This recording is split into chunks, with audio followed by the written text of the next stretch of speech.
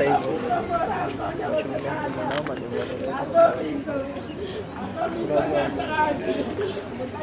Sema tuseme kidogo tuko kwa njia yake ya biashara.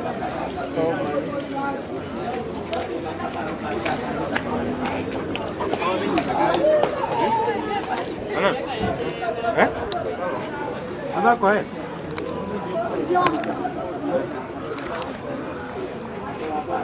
Wali matawa.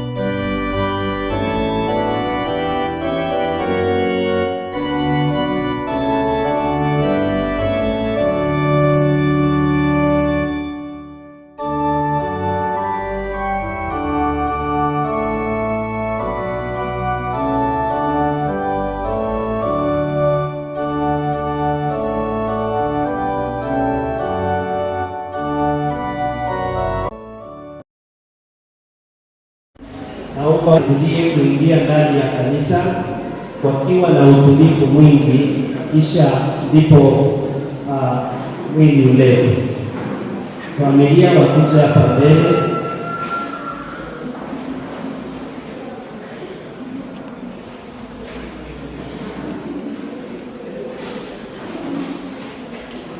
Kabla tuanze Bwana sehemu yangu nitagochane mwili kuleta tukaanza uliko mwingine gochane Bwana sore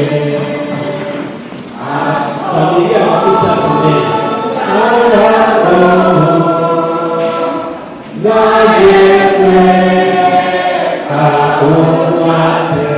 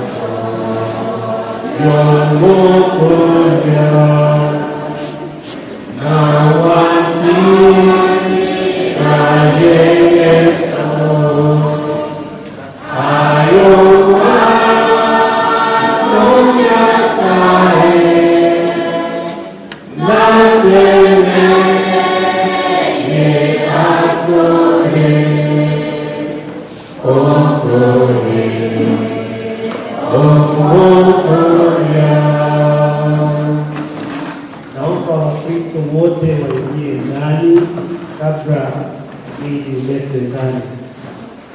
Wale ambao mmesimama mlangoni, wakati wale tu ambao wanaleta mwili wengine waingie ndani ya kanisa.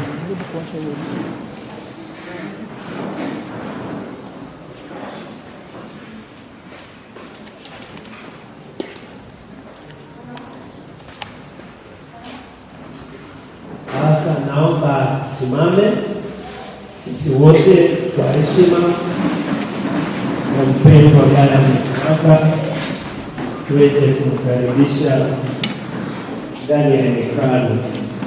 Tutaanza kuingia kanisani tukiimba wimbo Bwana u sehemu yangu, na kwa huo wimbo mwili uletwe ndani ya kanisa.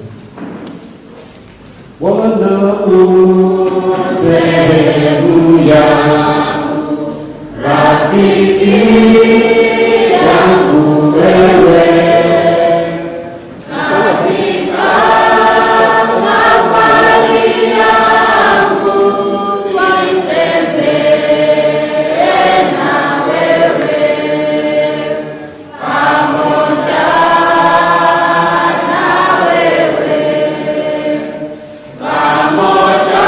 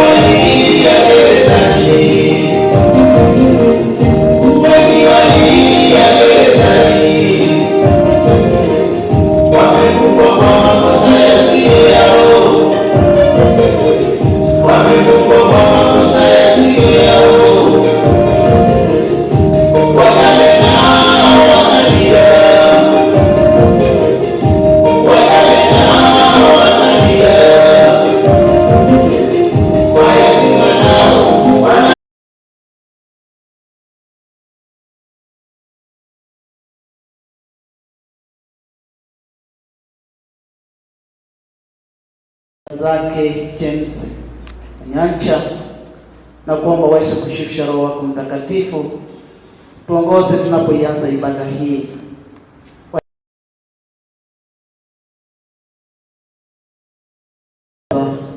kwa imani yako, ili tukitamatisha fema harusi hii tutakushukuru na kusema asante, kwa sababu umekuwa mwezeshaji katika safari hii. Kaeni pamoja nasi tunapoianza na hadi tutakapomaliza, katika jina la Yesu Kristo ambaye ni neema na tukuamini. Asante. Tukae. Asante sana. Karibu sana na pole kwa safari hiyo kutoka ile chumba cha kupatia maji, lakini Mungu amekuwa mwaminifu, maana ametuwezea tumefika kujumuika pamoja na familia, ili Mungu mfariji wa kipekee apate kuwatia nguvu na kuwainua. Kwa hivyo taratibu zilizoko hapa, nitaita kwaya mbili, alafu kisha baadaye askofu atatufungulia ibada ya mpendo wetu na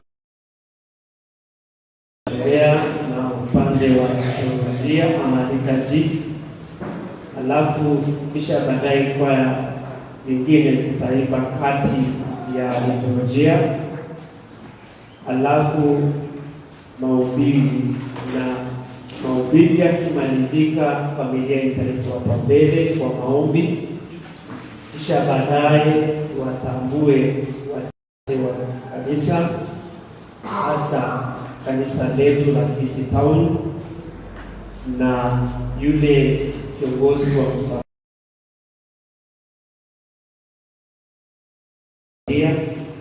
kwa neno la salamu tu, maana hatuna speakers ndani ya kanisa.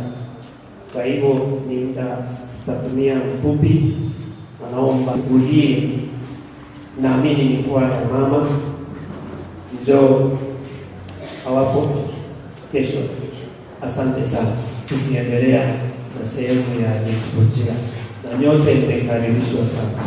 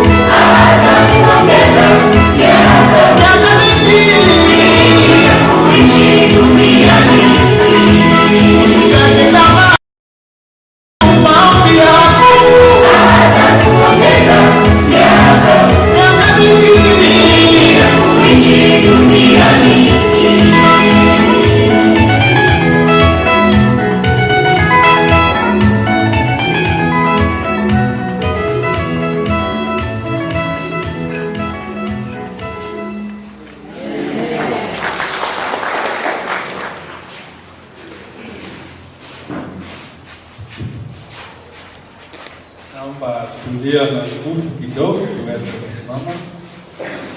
Sawa na nyuma. Tunashukuru Mungu kwamba tumepata fursa hii ya kushuhudia kwamba James amekuwa pamoja nasi, ametwaliwa kutoka nyakati kwenda kwa milele yote. Kwetu ni furaha kwa Wakristo kwa sababu tunza imani na tukani.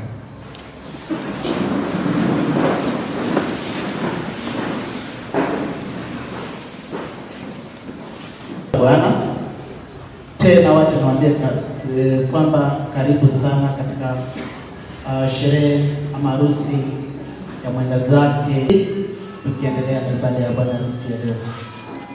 Karibu.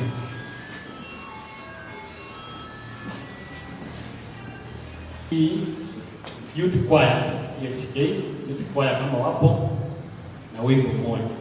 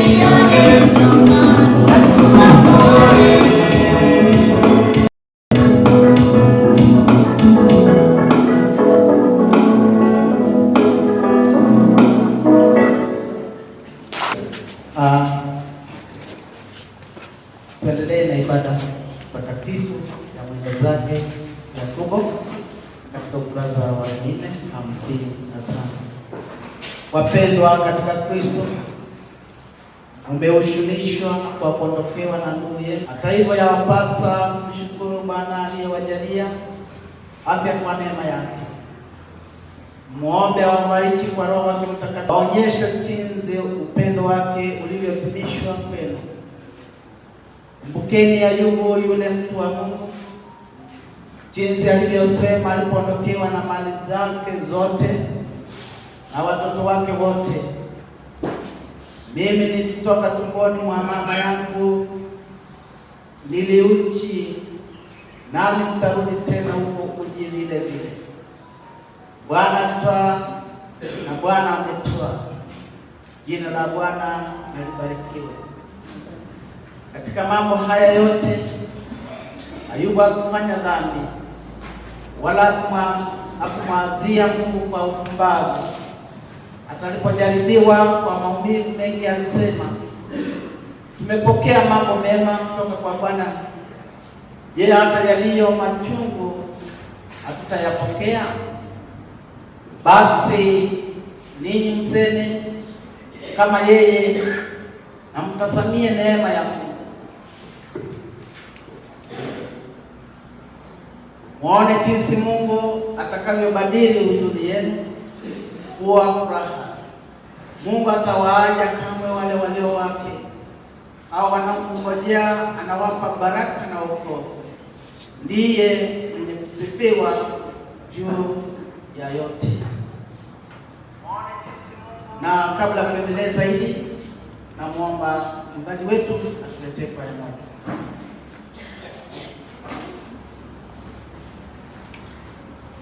Basi tupate Evangelical Choir kwa wimbo. Karibu. Tunaomba amani Bwana, tunaomba amani.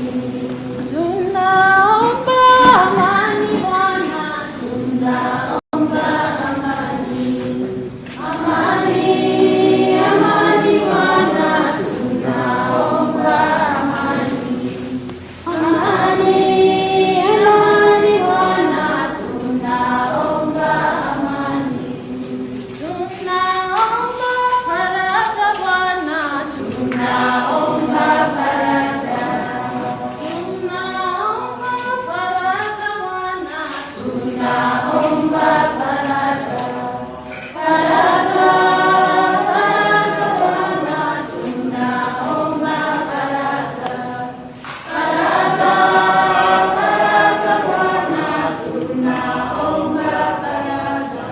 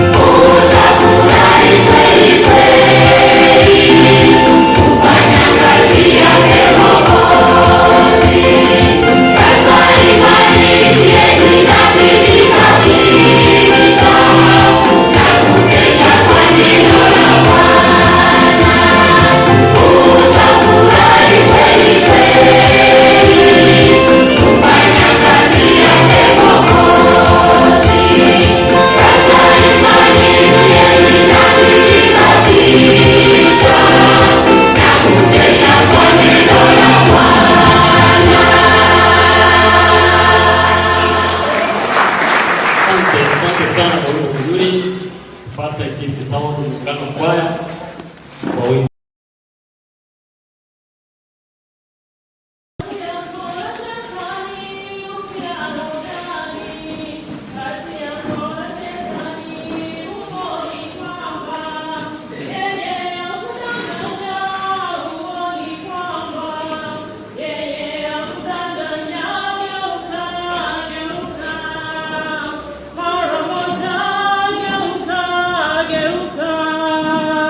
Mara moja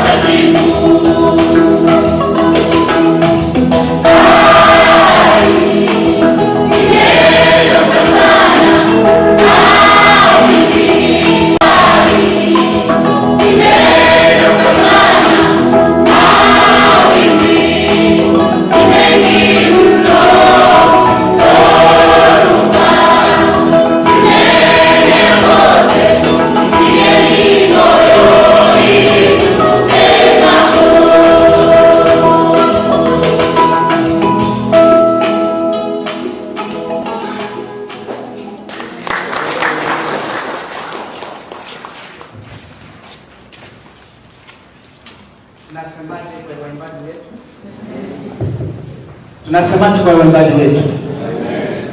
Barikiwe sana kwa sababu ya wimbo mzuri ambao umetulisha. Sasa tunapata neno la Mungu jinsi ambavyo imeandikwa katika Agano Jipya. Agano Jipya, kitabu cha Ufunuo, mlango wa 7 mstari wa 13 katika ule mstari wa 17. Pia tutapata Injili ya Bwana Mtakatifu ya siku ya leo kupitia kitabu cha mtumishi wa Mungu Yohana, mlango wa 11 aya yake ya 34 kuelekea ile aya ya 44. Na hivyo naomba mchungaji alete masomo hayo mawili. Somo la kwanza kutoka kitabu cha Ufunuo 7 aya yake ya 13 hadi ile 17. Sababu yuko maisani ile nke ya 17 kwa 17 ile nitasoma kwa Utatu Mtakatifu. Akajibu mmoja wa wale wazee aliniambia, "Je, watu hawa waliovikwa mavazi meupe ni akina nani? Na wametoka wapi?" Akamwambia, "Bwana wangu wajua wewe." Akaniambia, "Hao ndio wanatoka katika dhiki ile iliyokuu, nao wamevua mavazi yao na kuyafanya meupe katika damu ya mwana kondoo. Kwa hiyo wako mbele ya kiti cha enzi cha Mungu na wanamtumikia mchana na usiku katika hekalu lake, na aketia katika kiti cha enzi atatanda hema yake juu yao. Hawataona njaa tena wala kiu tena, wala jua halitawapiga wala hali iliyo yote, kwa maana huyo mwana kondoo atawaongoza kwenye chemchemi za maji yenye uhai, na Mungu atayafuta machozi yote katika macho yao." Na hilo ndilo somo letu la kwanza. Basi somo la pili ambalo ni Injili, na ninaomba sisi wote tusimame, ni kitabu cha Yohana Mtakatifu 11 aya yake 34 hadi ile ya 44. Kitabu cha Yohana Mtakatifu 11 aya yake 34 hadi ile 44. Kitabu cha Yohana 10 kemo kusoma kwa mirongo 34 weka mirongo 4, na nitasoma kwa Utatu Mtakatifu. Akasema, "Umemweka wapi?" Wakamwambia, "Bwana, njoo utazame." Yesu akalia machozi. Basi Wayahudi wakasema, "Angalieni jinsi alivyompenda." Bali wengine wao wakasema, "Je, huyu aliyemfungua macho yule kipofu hakuweza kumfanya na huyu asife?" Basi Yesu hali akiugua tena nafsini mwake akafika kwenye kaburi, nalo ilikuwa ni pango na jiwe limewekwa juu yake. Yesu akasema, "Liondoeni jiwe." Martha dada yake yule aliyefariki akamwambia, "Bwana, ananuka sasa, maana amekuwa maiti siku 4. Yesu akamwambia, "Mimi sikukwambia ya kwamba ukiamini utauona utukufu wa Mungu?" Basi wakaliondoa lile jiwe. Yesu akainua macho yake juu akasema, "Baba, nakushukuru kwa kuwa umenisikia, nami nalijua ya kuwa wewe wanisikia siku zote. Lakini kwa ajili ya mkutano huu wanaohudhuria nalisema haya, ili wapate kusadiki kwamba ndiwe uliyemtuma." Naye akiisha kusema hayo, akalia kwa sauti kuu, "Lazaro, huku nje."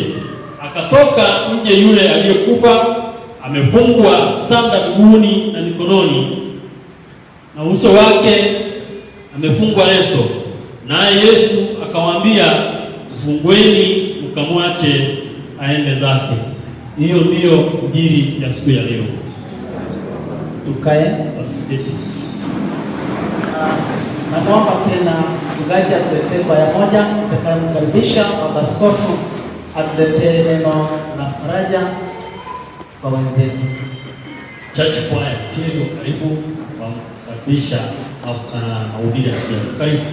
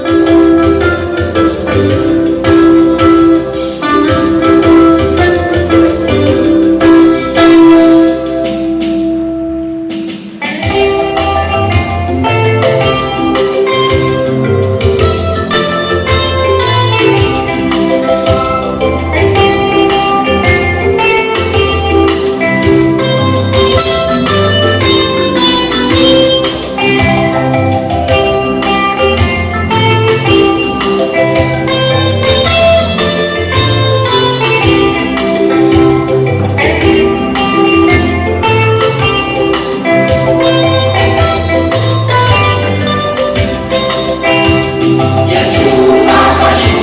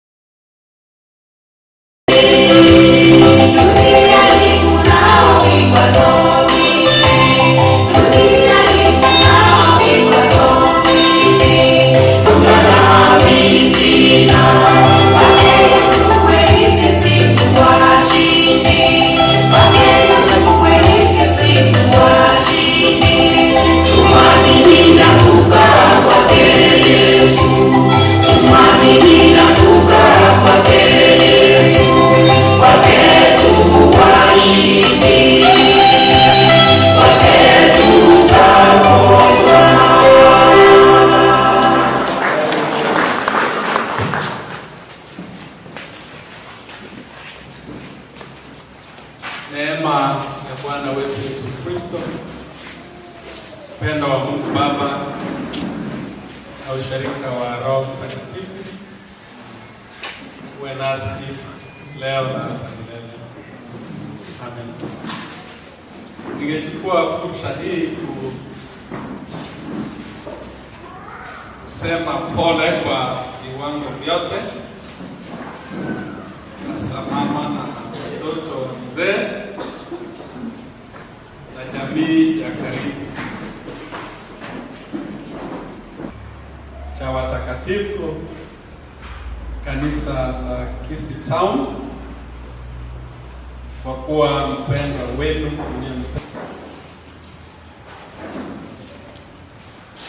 na wale wote waliomfahamu James, ninawapa pole. Zaidi niseme kwamba nimefurahi kupata fursa hii kuzungumza juu ya mpendwa wetu ambaye ameishi pamoja nasi. Tunashukuru. Nilipata habari hii kutoka kwa wazee wa kanisa kwamba Nyanja amelala.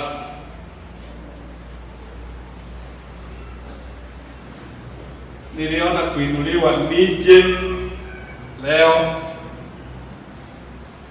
nishuhudie kwamba amelala, na tumshukuru Mungu pamoja nanyi kwa ajili ya maisha yake na zawadi yake katika kanisa lake takatifu. Mzee nimemfahamu kwa miaka mingi iliyopita, ndani baada ya kuitwa mchungajini nilienda sehemu za Kitale, baadaye kwa muda mfupi fanya kule Koroso nikitunza Kisii Town.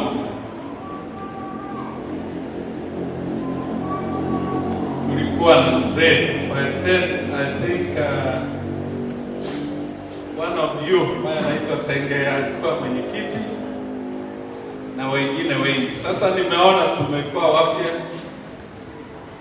lakini kuna wale ambao bado wanatunza imani na Mungu asifiwe. Kwa hiyo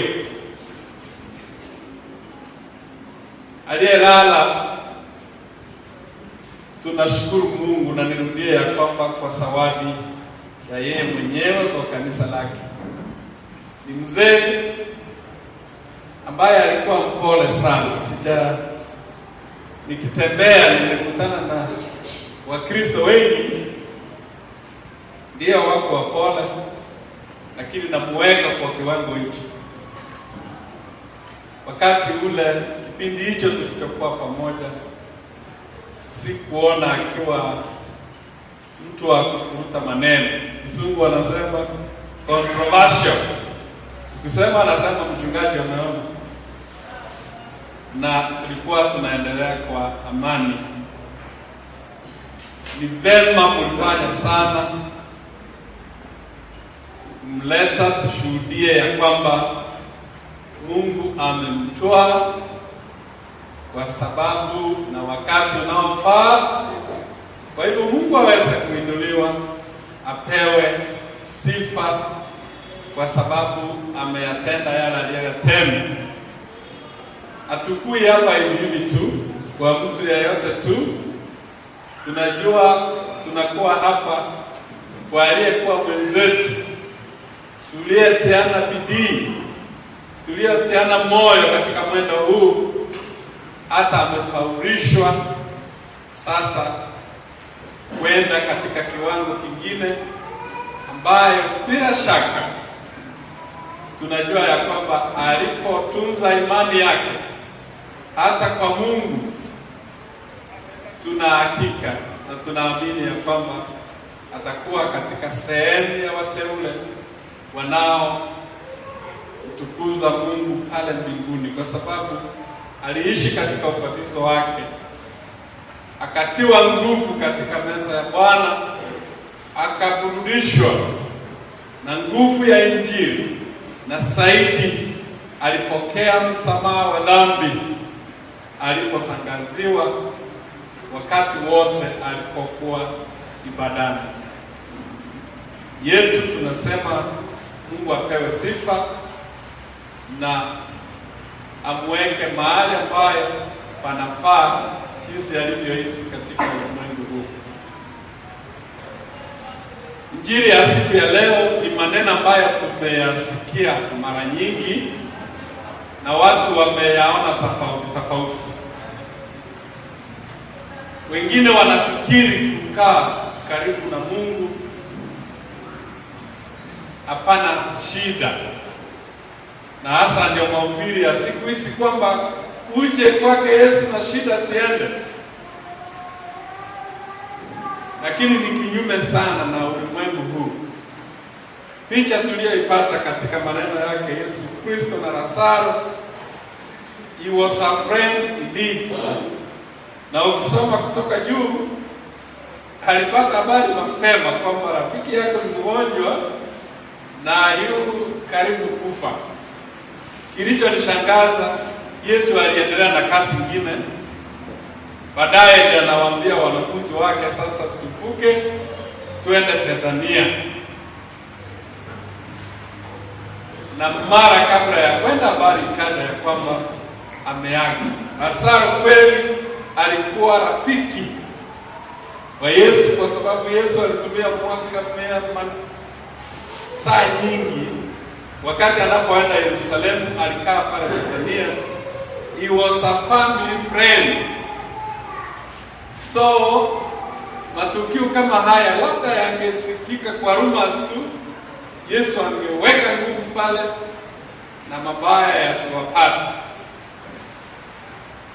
Wameimba waimbaji vizuri ya kwamba dunia hii kuna mateso mengi na vikwazo, lakini kwake Yesu ndiko tunakuwa na ushindi. Bwana asifiwe sana. Kwake Yesu ndiko tunakuwa na ushindi.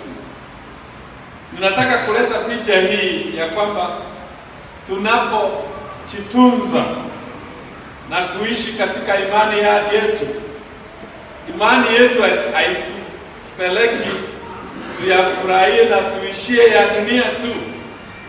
Macho ya imani yanaangalia beyond the grave, beyond wakati huu, ili tujue ya kwamba tunautafuta umilele katika Kristo. For your information, matokeo haya ya Lazaro ni mfano tu wa matokeo ya umilele Yesu atakapotufufua sisi sote, maana tutakufa. Yesu alifanya lile kwa ajili ya utukufu wa Mungu na watu waamini. Lazaro hakuishi kiwiliwili hiki milele na milele. But there is a lot, kuna mengi tunasoma ya kwamba je, unamtazama Kristo kama rafiki yako na Bwana wa maisha yako, ili mambo yawe sawa, usiyapate ya dunia hii yanayopata watu wengi. Tutapitia njia hii, tutapitia njia ya mateso na hata kifo. Mara nyingi ninapohubiri ninasema ya kwamba wamebarikiwa wanaofikiria sasa, mwisho wangu utakuwaje nitakapokutana na Muumba wangu, mwili utakapo, roho itakapotoweka. Na niulize, je, mwanangu, ni kwa nini nikukaribishe katika uzima wa milele? Nitamjibu nini? Nilifanya nini? Niliishi vipi? Yesu anatokea na wadada wawili wanamkaribisha, na habari wanaompa ni habari ya kufikiria kwamba kama ungekuwa hapa rafiki yako hangekufa. Ni kama walikuwa na tashwishi. Yesu anawaambia ya kwamba mimi ndimi ufufuo, aaminie mimi, anayeniamini ajapokufa ataishi. Wapendwa wangu katika Kristo, Yesu anapokaribia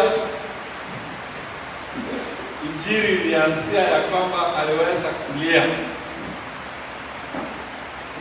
Watu wengi wameyatafsiri mambo haya kwa sehemu mbalimbali. Kwanza,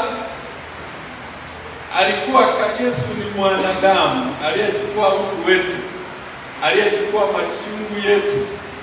He knew the pain ambaye ilikuwa kwa watu wale. Kama mwanadamu aliweza kulilia Lazaro sana. Pili, wengine wanasema Yesu amekuta watu wengi wanajaribu kuwafariji Martha na Mariamu, lakini hawajaona mwanga wa wokovu wake Yesu Kristo. Aliona dhambi nyingi kwa wenye dhambi wanaofikiria wanawatuliza.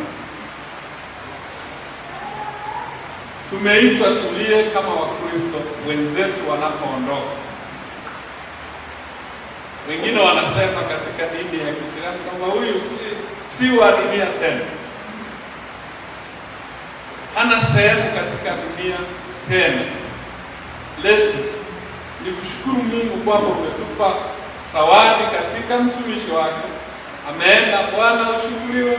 Sasa ulia na shida, ndugu na dada yangu, ni mimi na wewe tulio hai, tunaokutana na dhambi kila siku, tunaokutana na makwazo kila siku, maana tunatenda dhambi katika mawazo, katika kunena na katika kutenda. Haya yote yametubika. Utaepukaje ili safari yako iwe njema? Labda Yesu anapoangalia anaona mwenye dhambi anayelia sana katika huyo ambaye ameshinda ulimwengu huu. Yuhu asikii uchungu, apate nafasi tena kutukana mwingine au kupanga mipango michafu inayoenda kinyume cha Mungu. Yesu anaona watu wafu, the candidates of death, kwa sababu sisi sote tutaingia hapo. You are a candidate. Ni marehemu mtarajiwa, na marehemu mtarajiwa analia sana kwa aliyefika marehemu, aliyefuka kwenda ng'ambo nyingine. Yesu akalia sana. Jioni ya leo mzee anatuhubiria kwamba alivyo tutakuwa, alivyokuwa sisi tupo jinsi alivyokuwa. Sasa swali ni je, utakuja kuwa jinsi alivyo kwa jinsi gani? Utaingia hapo kwa jinsi gani? Yesu analilia dhambi zako. Yesu analilia jinsi unavyokuwa na moyo mgumu kumpokea kama Mwokozi wa maisha yako. Na ukimpokea, si kwamba umetoka katika shida zote za dunia hii, si kwamba umetengwa kama rafiki wa Yesu usipatwe na mabaya jinsi alivyopatwa Lazaro, lakini atatembea nawe katika kipindi hicho, atakutuliza kama mwanawe unayekuwa na matumaini makuu kwamba baada ya kipindi hiki kifupi tuna maisha ya umilele kule mbinguni. Yesu anafufua Lazaro. Kabla ya kufanya kipindi hicho, wanamwambia mambo mengi sana. Amekuwa kaburini siku 4, ana ufundo, nanuka. Mawazo ya wanadamu na mipango ya wanadamu haina matumaini kwa mambo ya kiroho. Tumkimbilie Kristo anayetupa uhai wa kweli. Anamwambia Lazaro, njoo, umetoka na nawaambia mfungueni na muache aende. Dhambi zetu mbaya ni kama mikufu tu inayotufunga. Kama si dhambi ya aina hii, una dhambi ya aina nyingine. Kama si ile, una dhambi ya ingine, kwa sababu wewe ni mwanadamu. Wewe ni mwanadamu. Ni nani atatushindia? Ni yeye yule anayetulilia dhambi zetu, anapoona jinsi zilivyo ngumu na hatuwezi. Isaya 53 mstari wa 3 linatuambia kwamba kuna aliyetuwezea, aliyechukuliwa, aliyejua machungu yetu, Yesu Kristo. Tumfuate. Tunafurahi James alitufuata sana. Tunashuhudia kwamba aliburudishwa sana na sakramenti aliyoichukua kwa imani. Kwa hivyo hatuna shaka ya kwamba alitembea na yeye mwenyewe kutoa uzima, na katika imani atashiriki na watakatifu waliotutangulia kwenda mbinguni. Katika Ufunuo, Yohana anapoonyeshwa taswira ya mbinguni, anaona watu wengi. Yohana ni mtakatifu aliyekuwa ulimwengu huu, lakini sasa anaulizwa swali kutoka mbinguni. Swali ni kama la kumfundisha. Je, unafikiri hawa wametoka wapi? Ni mzee mmoja mtakatifu aliyekufa na yuko mbinguni.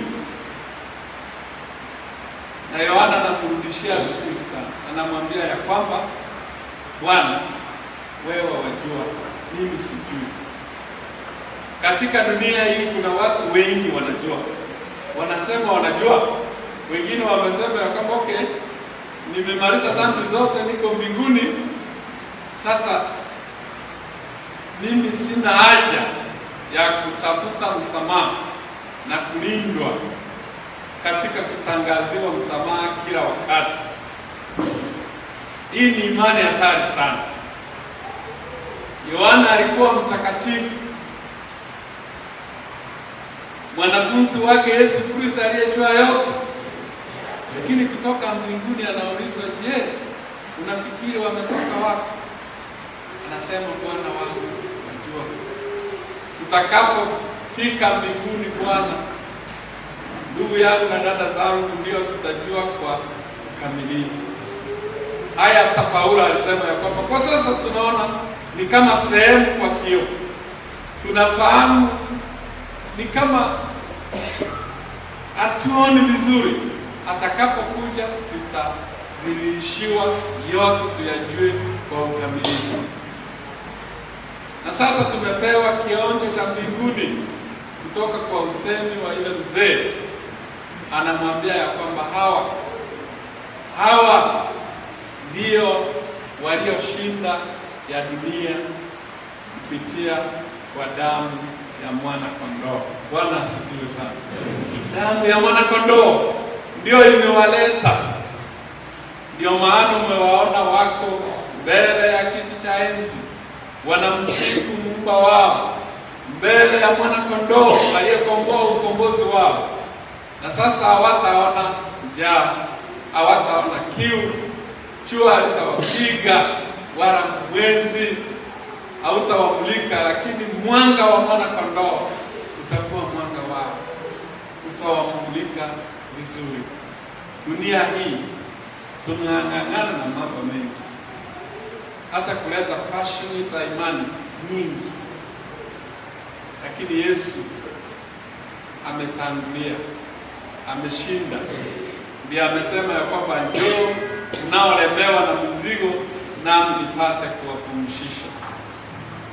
Mzee wetu Mnyanja anaona mwanga unaomulikwa na mwana kondoo. Hataona njaa kama aliamini, hatakufa, hatasumbuliwa na makali ya ulimwengu huu. Atamsifu mwana kondoo kule akisifu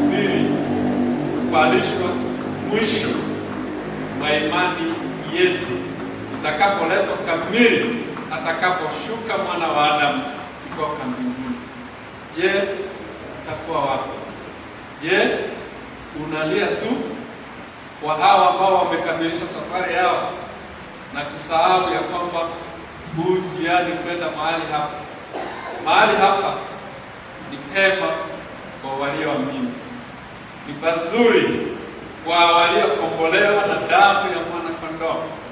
Watasubiri tu utakapoitwa. Je, utaitika? Utakapoitwa, je, utasema Bwana, niko hapa, na uingie katika milango ya mbinguni? Bwana huyu ndugu yetu aliyeshiriki na wengine katika imani, tunasema ni asante kwa Mungu. Amelala katika Yesu Kristo na ahadi yake ni thabiti ya kwamba atamfufua atakaporudi. Ninawaombea faraja na heri ya mbinguni mama mzee na watoto wake. Najua kuna wajukuu bila shaka, na mzee nafikiri ameenda kwa miaka mizuri. Tulipoachana wakati huo ninapima ya kwamba imekuwa miaka 7. Tunawaombea baraka ya Mungu, uwepo wa Mungu uwe juu yenu, hata sherehe ya kesho Bwana aweze kuonekana katikati yenu. Atande neema yake, kwa neema kuu tukutane na watakatifu waliotangulia pamoja nasi, pamoja na unyanji kwa Yesu Kristo aliyekuwa na tuombe.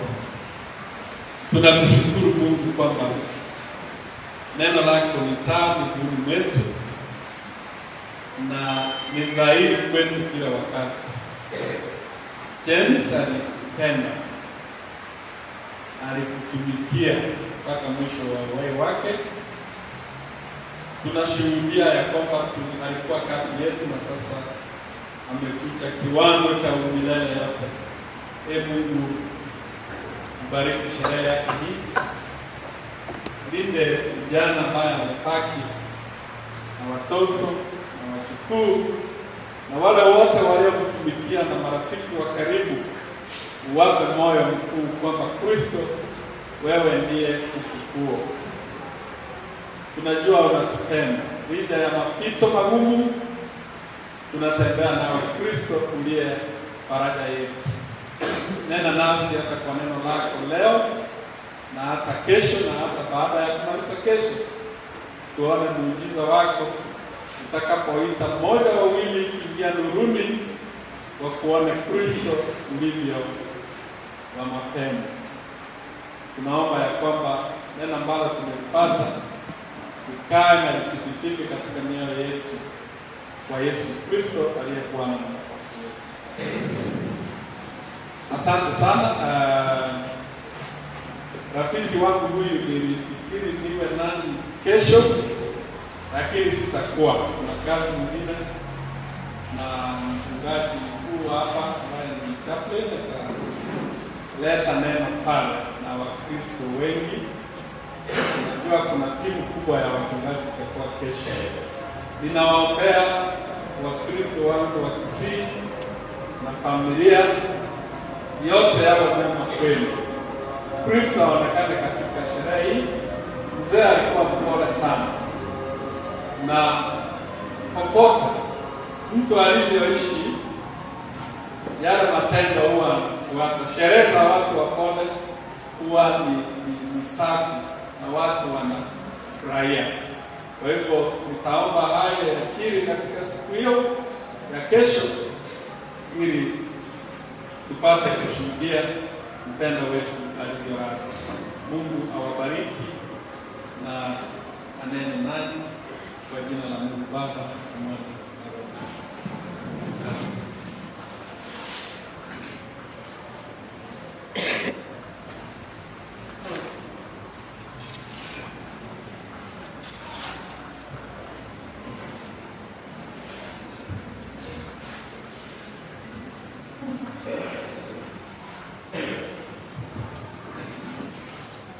Bwana Yesu asifiwe.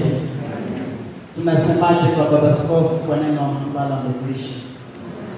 Tunashukuru Baba Askofu kwa sababu ya neno ambalo tumefariki ndani ya mioyo yetu. Sio kwamba sisi tu tunatembea tukiwa na nia. Wakati wowote tunaweza kutawaliwa kutoka ulimwengu. Nataka kusema kwamba nyakati hizi nataka kukaribisha familia itokee mbele, tuiweke katika maombi. Familia ya wazazi wajoke mbele.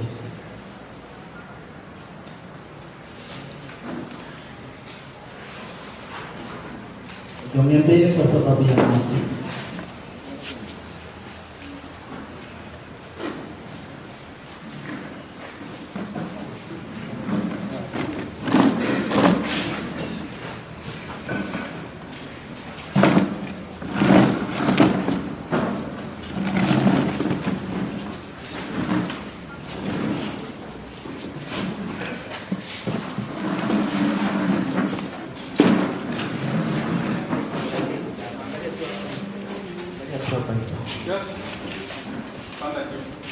Pandeni tu karibu na Johnson hapa.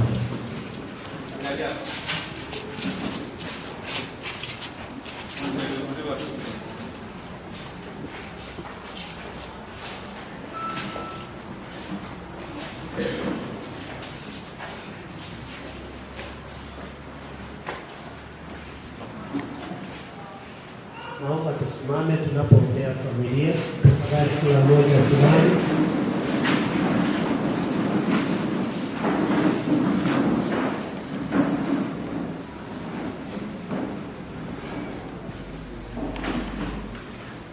Taomba wawili kisha askofu aweze kuomba.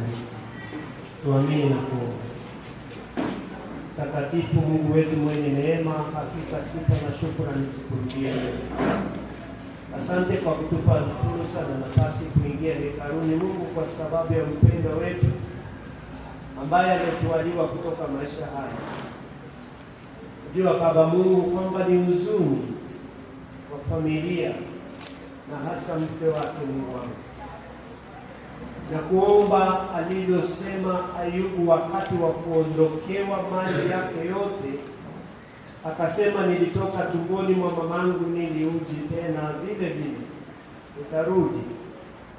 Na katika mambo hayo yote Ayubu hakumwazia Mungu kwa upumbavu.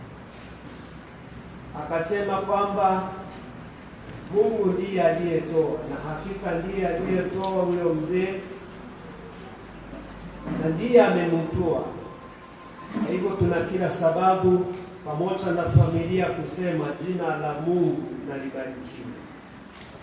Nyosha mkono wako wa baraka Mungu wanapowaza hiyo nafasi, Mungu ijaze, maana ukiwanoshea mkono hawatahuzunika, bali watapata nafasi ya kukusifu na kulinua jina lako.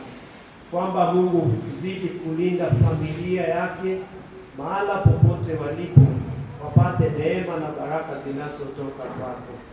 Wangu hata wakati wa kuondoka hapa, naomba mkono wako wa baraka waongoze, watunze Mungu, utulinde hata na usiku nao kuja, ili kwamba kesho tupate nafasi ya kusherehekea sherehe yako ya mwisho kwa utaratibu na kwa upole. Baba, ni asante kwa yote, na ni katika jina safi tumeomba na hata kuamini. Mungu mtakatifu, mbingu na nchi zimejaa neema yako. Kwa hakika tunakutukuza kwa sababu wewe ni mwaminifu. Asante ni kwa sababu ya kipaji cha mzee ambacho uliweka katika dunia, na kwa hakika alipokuwa hapa alikuwa mwema katika familia na kanisa pia. Tunatushukuru pia kwa sababu hajaenda hivyo ameacha familia.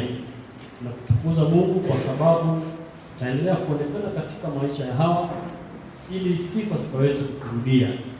Tunaiweka familia hii mikononi mwako, ukawe wewe ndiye mlinzi, ukawe baba kwa watoto hawa, ukawe mume kwa mjane, kwa sababu pia katika Biblia umesema hawa ni mboni ya macho yako.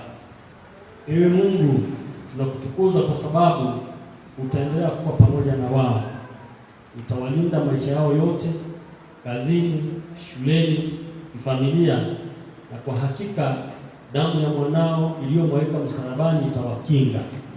Na wote waliokuja kuomboleza, ee Mungu, pia maombi yao yakasikike. Kwa hakika tunapoondoka mahali hapa tunakutegemea kwa kila jambo duniani na sherehe ya kesho. Ukaonekane ukitenda makuu jinsi ulivyoonekana ukitenda makuu mzee alipokuwa hai. Tumeacha mikononi mwako yote, kwa sababu sisi hatuna uwezo. Yote tumeacha mikononi mwako, kwa maana tunajua kwamba hakuna jambo lililo gumu kwako wewe.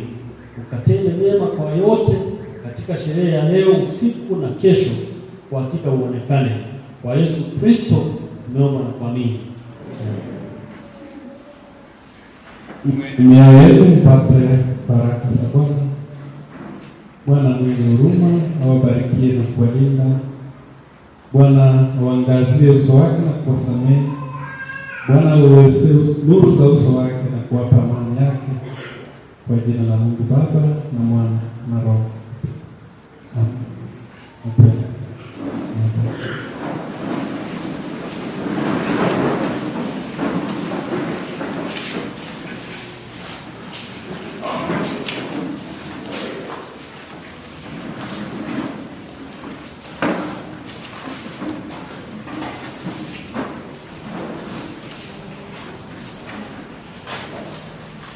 Bwana Yesu asifiwe tena. Because of time, nataka kusema kwamba leo ni siku ya mwisho tutakuwa na mzee James ndani ya kanisa. Mzee James alikuwa anatoa ushuhuda kanisani. Alikuwa anamtolea Mungu shukrani akiwa kanisani, hata sadaka pia alikuwa anamtolea. Sababu leo ni siku yake ya mwisho kuwa nasi hapo kanisani, ni heri tutoe vile alivyokuwa akitoa kanisani kwa minajili ya kushukuru kwa neno la Mungu aliyokuwa akilipata kanisani. Kwa hivyo kama desturi yetu tunamtolea Mwenyezi Mungu, sio kwenda zake tunamtolea, lakini tunamtolea Mwenyezi Mungu shukrani kwa kipaji cha mwenda zake Yesu. Kwa hivyo naomba mchungaji utupe mbele tutulete ya moja ambayo itatongoza katika kipindi cha kumtolea Mungu sadaka.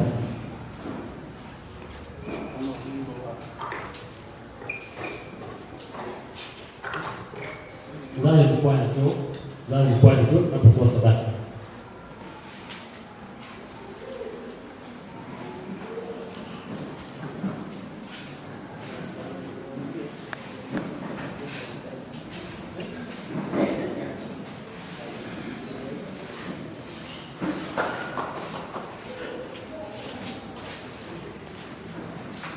Sadaka tunaweka hapo mbele, kila mtu anakuja kuweka hapo mbele. Tunaanza nyuma tukija toa sadaka. Tunaanza nyuma kwa laini mbili tukija. Hapa juu, hapa chini, wote tunakuja mbili toa sadaka.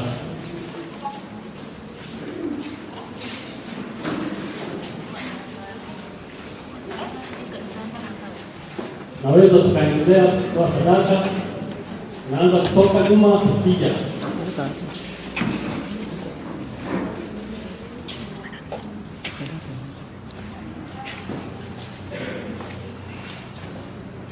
Alafu tunapokuja unakuja tu hivi, alafu narudi, alafu nakaa. Kuja tu narudi tena, hapa kuna space hapo, narudi tena nakaa.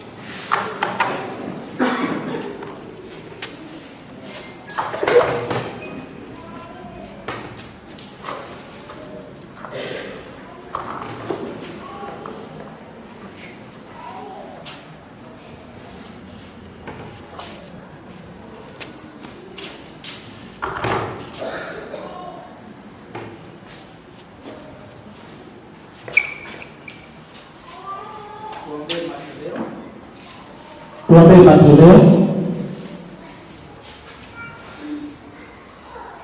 Mungu mwenye neema na rehema, umemtoa mwanao pekee Yesu Kristo hapa kwa ajili ya dhambi zetu, ili tupate kuhesabiwa haki na kuwa washiriki na Roho Mtakatifu, na kuomba uyapokee matoleo haya tuleteayo sasa na miili na roho zetu vile dhabihu iliyo hai, kupendeza na takatifu machoni pako, kwa Yesu Kristo mwana wako na Bwana wetu. Amen.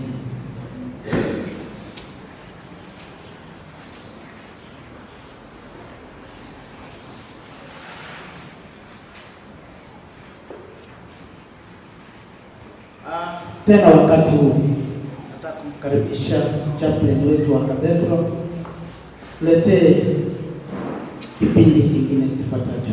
Karibu sana chaplain.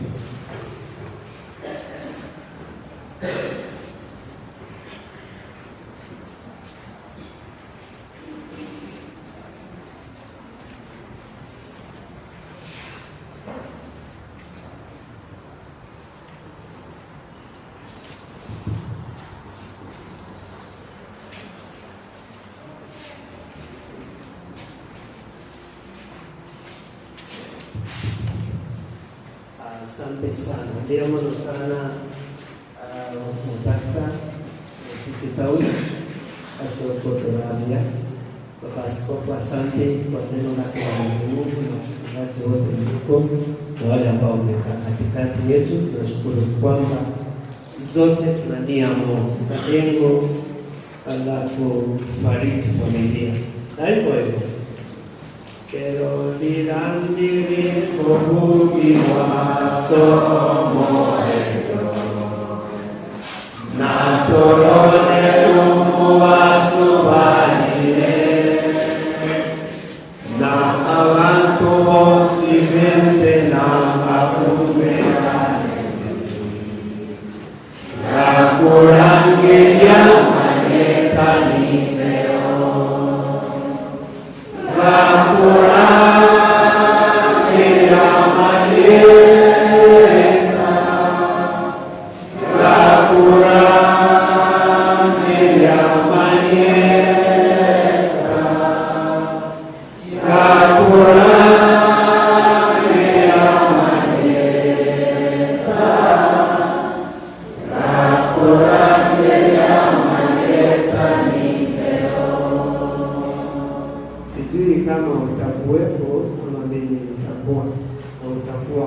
utakuwa mgeni wa nani siku hii. Ningependa kuchukua muda mfupi sana baada ya kumaliza sehemu ambayo ninaenda kuisema. Tukimaliza, wale waliotusaidia kuleta upendo wa ndani watatangulia kwanza pale nje na wanafungua jeneza, kisha baadaye familia tunaifuata nyuma. Usitangulie familia. Nafikiri tumeelewana hivi, ili tukienda pale nje kwa utaratibu huo tuweze kushuhudia, kisha baadaye safari ya kumpeleka nyumbani kwa wajane wa Mwenyezi Mungu. Napenda kwa wakati huu kwanza kabisa, Mama Askofu ako hapa, napenda kukualika, na kama kuna mke wa mchungaji yeyote aliyeko ukuje utoe tu salamu kwa sekunde. Karibu Mama Askofu, tadena kwa niaba ya wengine hao wote. Tungependa kuenda kwa haraka kidogo. Karibu sana.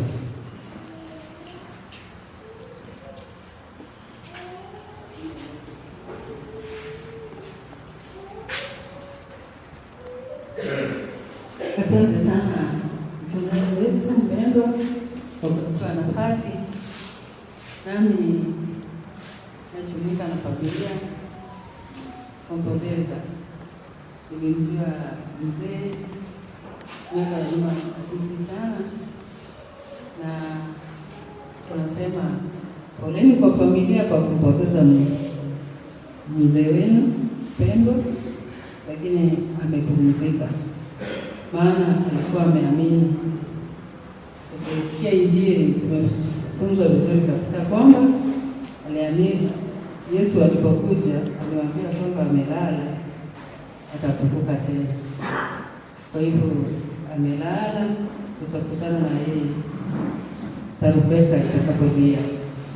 Mama Mungu akufariji, watoto Mungu awafariji, marafiki Mungu awafariji, familia yote Mungu awafariji, na sisi sote Mungu atufariji. Nawatakia kila la heri wakati wa majonzi. Kwa majina naitwa Mama Askofu Madam Haidi. Barikiwe sana kwa kisi. Asante sana. Asante sana. Hakukuwa na mke wa mchungaji wetu, niliona mke wa mchungaji chaplain Hill Girls High School. Hapo wapi ametoka nje. Hawezi kujificha na kuona. Harakisheni tafadhali. Asante sana. Karibu. Unajua mzee kama huyu tunaenda pole pole, hakuna haraka. Kama kuna mahali tunaenda, hakuna haraka. Neno moja. Bwana asifiwe. Asifiwe tena. Hii asifiwe. Huyu amelala ni baba yangu. Kuna my brother. Siasimama wasanani. My brother, Chape. And my sister-in-law. Nimesema pole, karibuni. Kwani ndia, asante sana. Biamono sana. Biamono nani ndani? Kuna Mungu cha pale miungu, Mungu cha kubiri. Unajua mkikuja mkikasirika Mungu cha kama na baya hapana. Kuja mkiimba. Shukuru Mungu, familia ipate Mungu kidogo. Bwana Yesu asifiwe. Asante sana. Kwa wakati huu naomba niite mchungaji mwinjilisti wa Kisii Town kutuletee wale viongozi wa Kisii Town. Tafadhali, hiyo wao ndio walikuja hii baada ya Wakristo wa Kisii Town. Kwa hivyo karibu sana. Bia Bwana sote. Bwana Yesu asifiwe. Bwana asifiwe. Nasema poleni sana kwa ajili ya mzee wetu ambaye amelala. Na kabla sijazungumza, ningependa wale ambao wa Kisii Town waweze kusimama, wale ambao tuliandamana na wao ile kanisa ambalo madumu, msimame juu. Wave hivi, then you see it. Asante, barikiwe sana. Mimi sina mengi ila tutampisha chama wangu wakati tutakapomaliza aweze kuongea kidogo, baadaye tutamaliza mambo ya kanisa. Askofu, asante sana kwa ajili ya kupambana na wewe hapa. Pastor Esron ambaye anasimamia kanisa hili, asante sana kwa ajili ya siku ya leo. And then Pastor Maina na pastor wangu ambaye tunashirikiana hapa, barikiwa sana kwa ajili ya sherehe ya mzee ambaye tunampenda sana. Kwa hakika mzee huyu mengi tutaongea kesho. Kwa sasa tumekuja ibadani na yote ambayo yametendeka, nashukuru Mungu kwa siku ya leo. Chama, karibu sana. Upatie mama ambaye tumeandamana naye pamoja, Mama Rachel, na yeye pia mpe nafasi. Karibu sana chama wangu wa kanisa.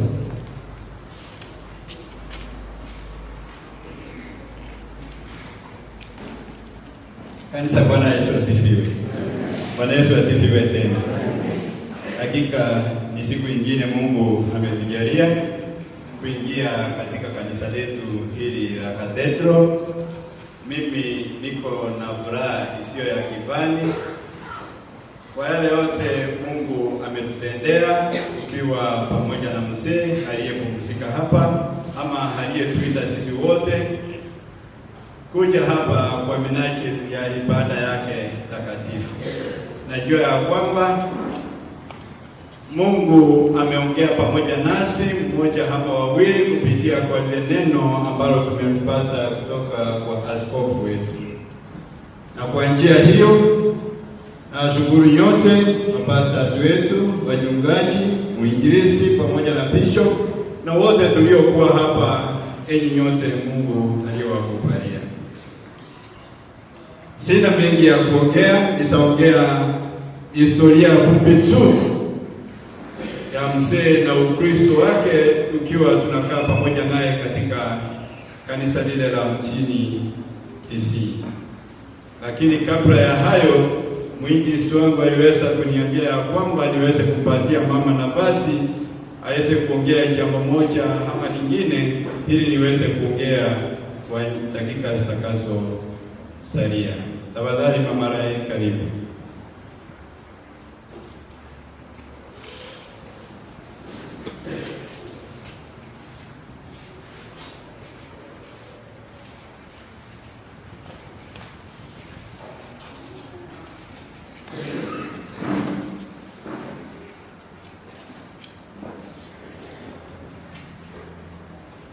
Hapa tuko kwa mzee wetu amelala. Bwana asifiwe. Bwana asifiwe tena. Nashukuru Mungu kwa sababu ametupatia uhai. Umetulinda tangu asubuhi tuliamka. Tulikuwa tunapokea juu ya mzee bila analeta kanisa. Mungu wetu amekuwa mwaminifu. Na tunasema ni asante kwa mshauri wetu. Asante kwa pastors ambaye umefanya kazi nzuri kwa ajili ya mzee alikuwa kanisani. Mzee James Onyanja alikuwa mwaminifu, alikuwa mtulivu, mtu alikuwa na imani iliyo juu. Kwa hivyo ninasema kwa Mungu asante kwa sababu hii vile alikuwa anasema kirada aletwe kanisa na ukweli ameletwa kanisa. Wacha Mungu aendelee kufariji familia na kanisa mzima kwa sababu mminzi ameenda, lakini tunajua Biblia inasema kwa kila jambo tushukuru. Na tunasema siku ya mwisho tutakutana na mzee kwa sababu furaha ni kwamba mzee amelala akiwa ndani ya kanisa. Barikiwe sana. Asante sana Mama Rai kwa machache uliyoyaongea. Nilikuwa nataka niwapatie historia ya mzee kwa sababu kila mtu amemsifu, na hakika anataka kuhakikisha kwenu ya kwamba atakaye msifu zaidi ya wote ni Mwenyezi Mungu aliyekuwa anamjua, aliyekuwa anajua mienendo yake na aliyemweka siku zote alizoishi katika ulimwengu huu hata wakati alipomuita. Nikiingia katika mji wa Kisii mwaka 2002 niweza kupata wazee wakiwa pale pamoja na mama aliyeongea pamoja na mama wengine waliomo katikati mwetu, wengine ambao hawakupata nafasi ya kuingia. Wakanifahamisha ya kwamba mwaka wa 98 hivi mzee aliweza kujiunga pamoja nao akiwa anafanya kazi pale General nowadays inaitwa Level 6 ya ilikuwa inaitwa General Hospital. Hapo ndio aliweza kufanya kazi kwa miaka mingi sana. Historia yote ya kanisa mtaipata kesho, lakini nilikuwa nataka kusema ya kwamba tangu alipoingia katika kanisa letu la mjini pale, by that time hatukuwa tumepewa parokia, bali tulikuwa tu ni congregation. Aliweza kuungana na wazee wengine wakaendelea na kufanya kazi na mipango ya kanisa.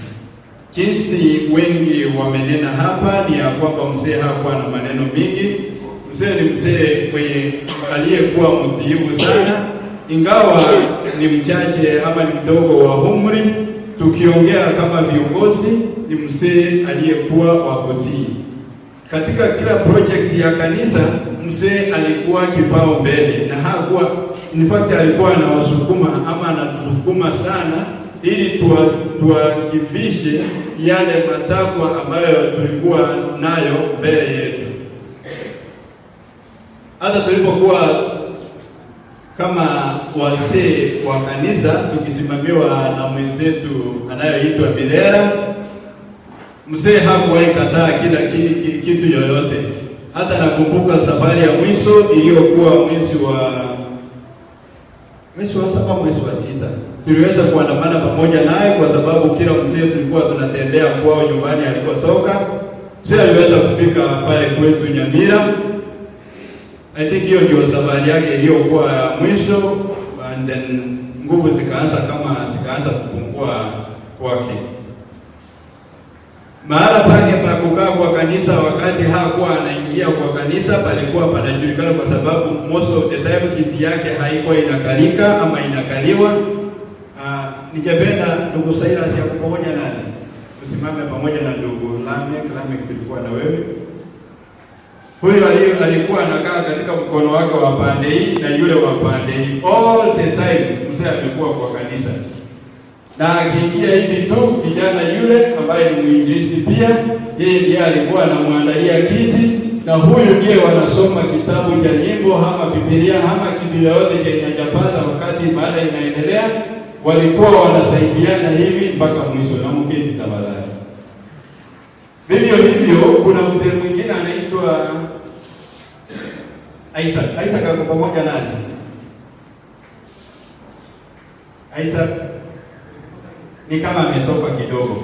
Huyo alikuwa anamuita kijana yangu tafadhali. Bila anaingia kwa kanisa ana make sure ya kwamba akitoka lazima afike kwake vizuri. Na ni heri tuongee haya maneno kwa sababu kwa ibada ya mzee lazima tuongee yale yote ambayo alikuwa anayatenda. Kwa hivyo mpaka dakika ya mwisho najua ya kwamba kanisa lake lilikuwa katika roho yake, wana kanisa wa Kisii walikuwa wanapendana pamoja naye, na sisi sote tunajua ya kwamba kilichokubaliwa hapa hata mbinguni cha kubaliwa. Ni kusema ya kwamba hakika aliyemuita amelimuita mahala pasafi. Jinsi tulivyoambiwa na askofu wetu, leo tuko hapa, tujipige msasa. Nawe utakapoitwa utasema kwa kinywa chako, uletwe mahala patakatifu kama hapa, uombewe ili ujiunge na watakatifu kama namna gani. Mungu haye pamoja nasi sisi wote tunapoendelea katika safari ya mzee hata itakapofika mwisho. Kwa familia, sisi kama kanisa tunasema pole sana, tumejiunga pamoja nanyi tangia mzee alipolala. Tutaendelea kujiunga pamoja, na kutakapokuwa na hitaji lolote kwa kanisa ya mzee, tafadhali nasema ya kwamba tuko karibu na nyinyi na tutakuwa tunashirikiana tangu sasa na hata milele. Mungu awabariki nyinyi wote. Kwa majina mimi naitwa Mosoti Mayaka, tuliandamana na bibi yangu na Yesu aliye. Amen. Asante. Kwa niaba ya kanisa nataka ku-crown nikisema ya kwamba mzee ambaye amelala, he called me a Saturday, Mamos fulani, akaniambia Kristo niombee, kesho sitaweza kufika kanisani. Afterwards, ukimaliza kanisa, you come to me. That is 2 weeks, I suppose, from now. Zenye zimepita. And then he started this.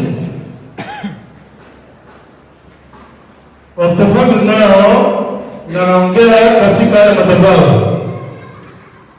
If you go and decide, ukienda as a family, you decide ya kwamba ni nani yule atakuja kanisa letu, because ni mzee aliniambia peke yake ya kwamba nataka mtoto mmoja wao akuja kaa kiti ambacho alikuwa anakaa.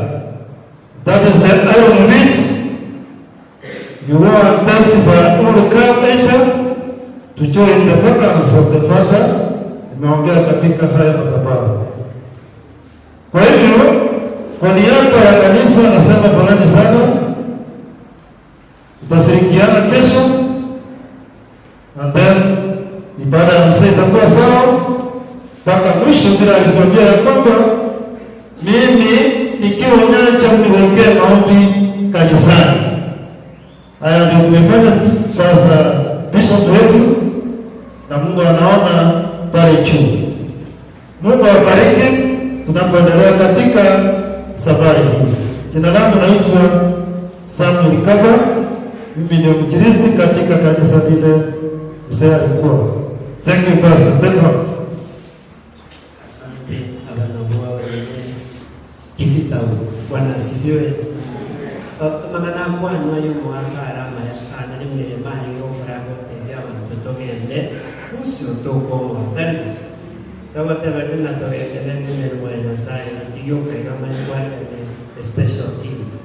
Na togendere ne moya sato naturali amangana amaya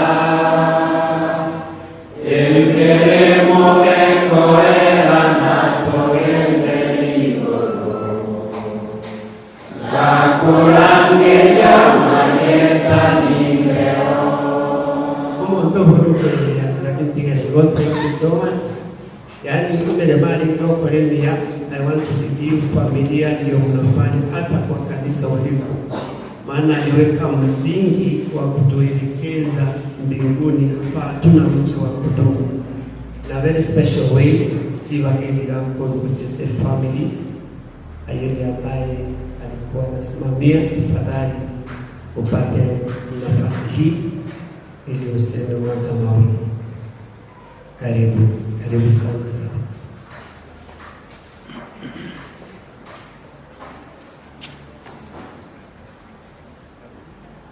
Bwana Yesu asifiwe. Bishop, together with the entire leadership of the church, we want to say a very big thank you for speaking into our hearts and for ensuring that you help us do what our dad wanted. On behalf of my family, we will remain strong in the Lord, and that the Lord will guide our family. And to Mom, may God give you strength, and to every man extended family, we want our dad to rest in peace. God bless you all. Haleluya. Kama na ina maya atevile ngatata iko maneno asikilaliwa. Wale wachungaji ndio kwa zamu yenu, tafadhali njoo nyote. Njoo nyote.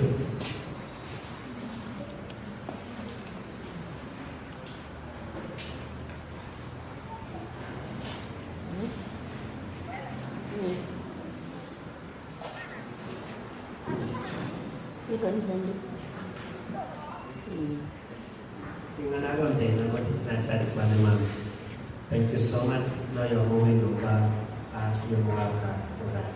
Asante sana. Very good. Niliona chaplain wa Interior Maternity Nursing Home Hospitali karibu.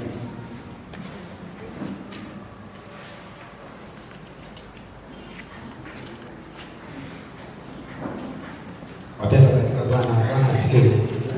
Maneno hapa. Ndio pastor Isaac Kamsat. Hapo yurali. Yeye ngombe kadada. Karawa ndo mokega. Nyo kitu kisitawa.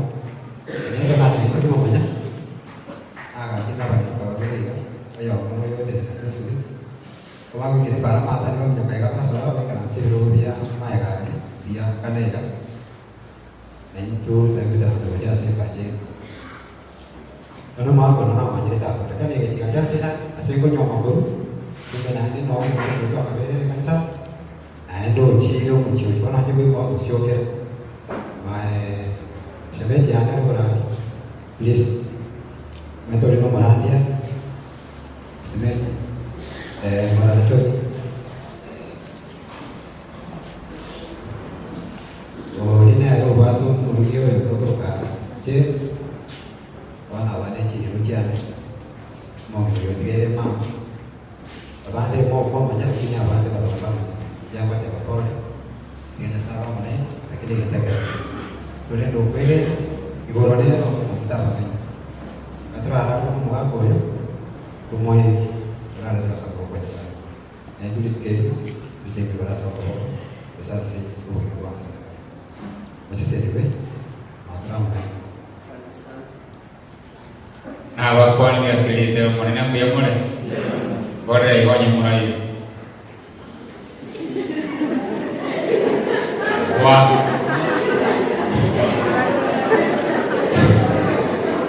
Bora iwaje murai. Kanya moroje bora. Fora familia sini ndio bora kumogaka. Saya namanya ni. Na ada nama tongete nero moile. Tole masomo nene Nyasaye naro. Haleluya. Jase balita ku Pastor Daniel Nyakuni seitongo basi nyumia injende chaplain ya Itali ya Interior Maternity and Nursing Home. Biyamono pole sana kwa familia. Bwana Yesu asifiwe. Nje tingo Bwana mwanamani. Lakini nje tawata na nje wako leo ni mwanituya. sengeje miaka ya magana na betuso na gashikia sekanisa kisitao go nentini kumanyete pia kwa wabere kwa ya mtoto mwanenge kanisa hiyo tukali hapa na bere to kwa nje na mboleza mzee ambaye anajua vizuri kwa kanisa letu la Kisitao kwa mwana wa Kristo Kisitao ndio kwa Temoreme singing to the close one of yours aside kama mwenye family ya matu Messiah ubeka wala wala ndetayo ta kwa igonte wana kule kwa sama kwa katore moyo katore wasiuya katore sawa tano redore tino pastor Richard Bo Mokoni pastor Chape etirwa biamo se aba jwasa manene wanyetra sawa kwa na mina waile yamesi Bwana Yesu asifiwe.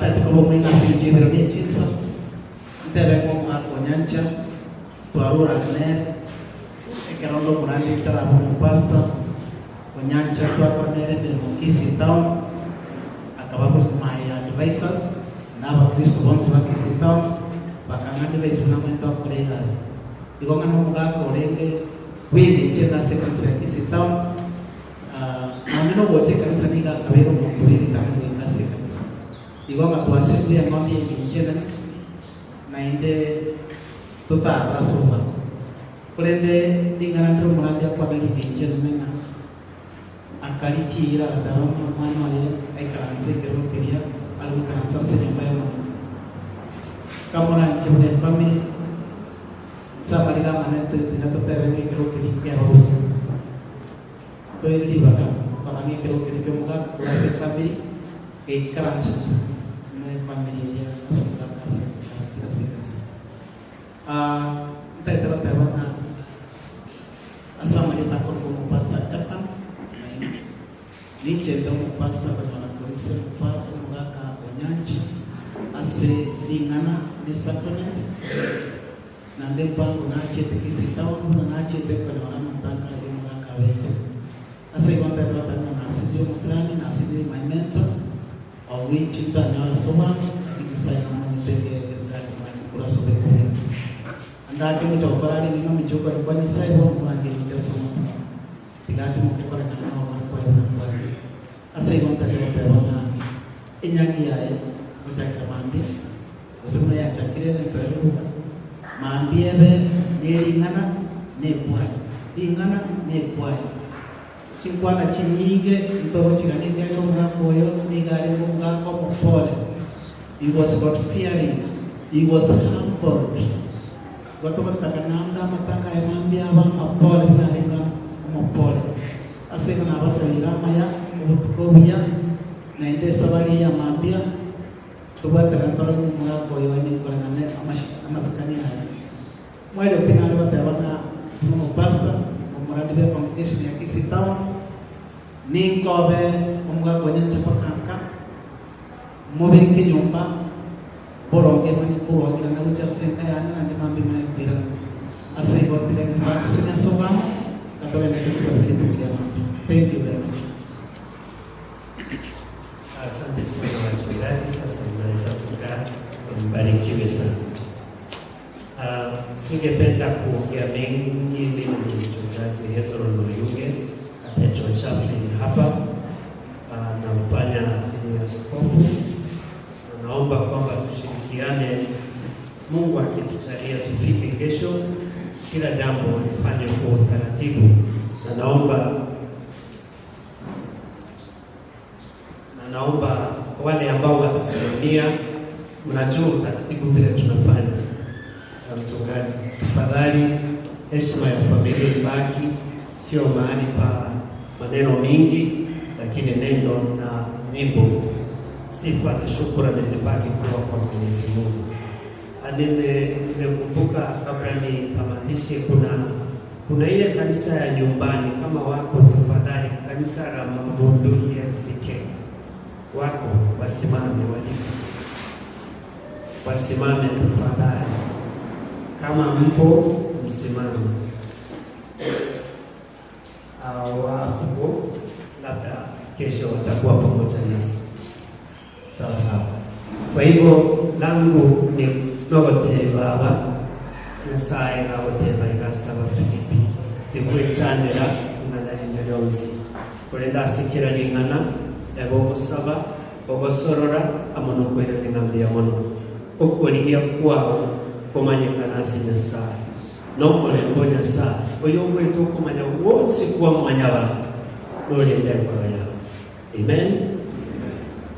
Kwa wakati huu vile nilivyosema kwa hiyo tule neema wakati tumebarikiwa, alafu wale ambao mlileta mwili msimame hapa tafadhali. Wale msimame hapa na wakisimama hapa watatoka mpaka nje bila sisi kutoka. Wakienda wapange kwa ishara, watuoneshe wamekuwa tayari. Tuanze polepole, familia itangulie, tukitoka nyuma ya familia. Kwa hivyo wale wa mwili msimame hapa, alafu askofu akitusimamisha kwa baraka, tutakaa wengine mwili ukitoka tukiimba, alafu nje tutaangalia. Nampisha askofu kwa wakati huu ili aweze kumaliza ibada yetu.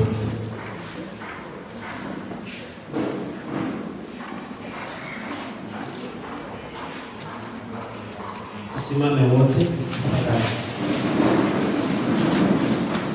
Yesu asema mimi ndimi huo ufufuo, aniaminie ajapo kufa ataishi tena. Sote neema ya Bwana wetu Yesu Kristo, upendo wa Mungu Baba na ushirika wa Roho Mtakatifu uwe nasi sote sasa na hata milele.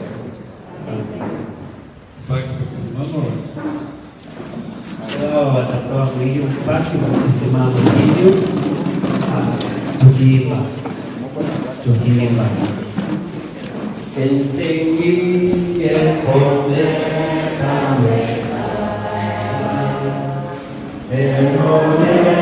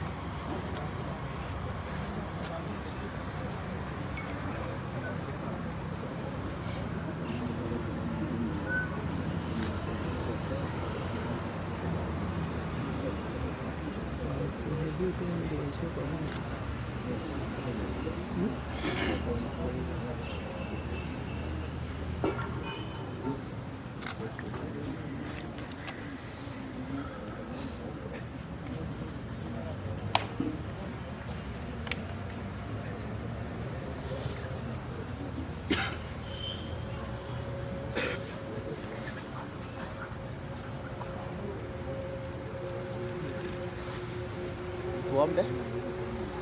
Mtakatifu, mtakatifu Bwana wa majeshi, tunakushukuru kwa sababu umekuwa mwesheshi, umetulinda tangu tuanze safari kutoka pale moja mpaka tumefika mahali hapa kanisani mwako. Tumeshuhudia ibada yako takatifu kwa mwenda zake mwenzetu, mzee wa imani, mzee Nyanja. Baba, tumeweka mikononi mwako.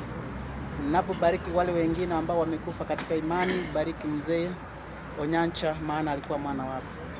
Sasa tunapoendelea katika harusi yake, shusha Roho wako Mtakatifu atuongoze hadi kesho tunapotamatisha harusi yake. Tunapoanza kuangalia mwili sasa, utuongoze hadi mwisho. Katika jina la Yesu Kristo tumeomba na tukuamini. Amen. Asante sana.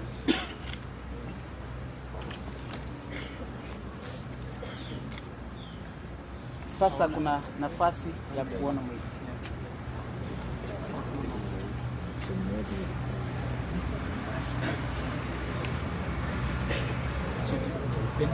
Wanaona mwili umejaa kwa gari. Wana view. Now you can see the body, please. Nothing can like.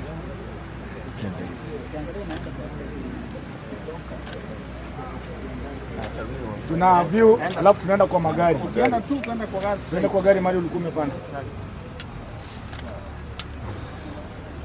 Twende hivi. Mzee kama umemaliza. Wale wawili. Fanya haraka kwa sababu ya muda. Kiangalia tu wanapita hapo. Si wanaenda hivi. Wanaenda hivi. Wanaangalia wakienda kwa gari direct. Kwa gari.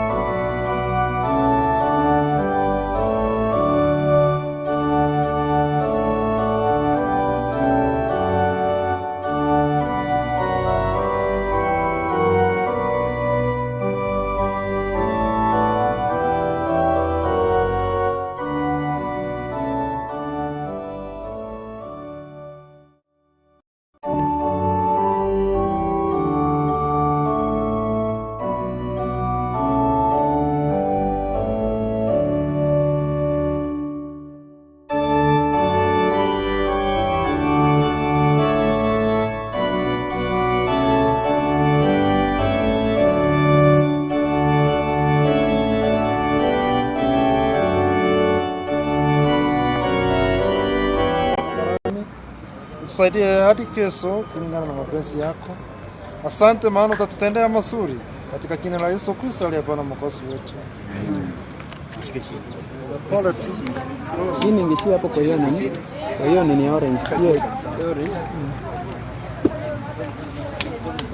Hiyo power bank sijui kama itaingia huko. Tunaenda kwa gari, beba tu. Beba tu.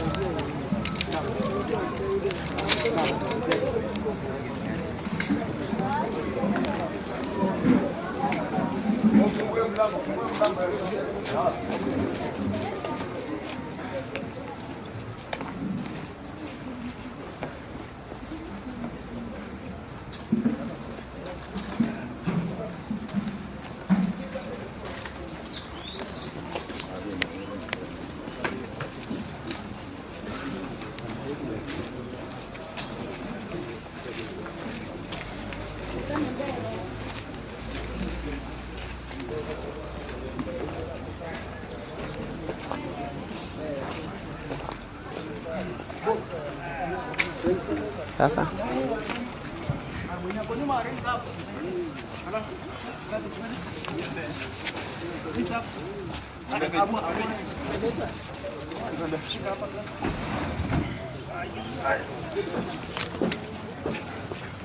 kisha kwa gari.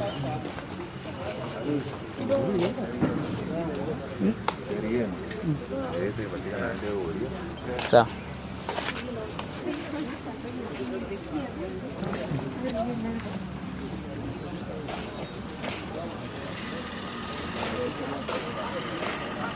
Ni huyu ama ni ule? Ni huyu. Naweza kuwa huyu. Gari ndio hii. Kwanza kabisa. Yeye. Kamera alina.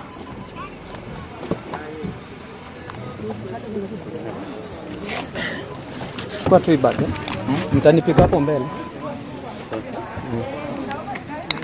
Sawa.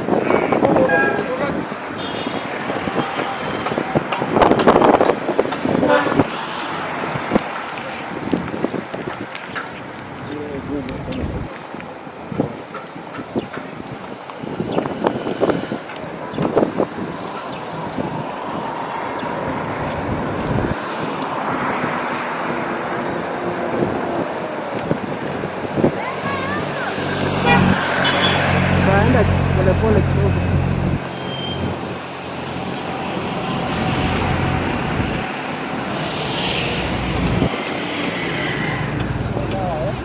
Kulia tu hivyo.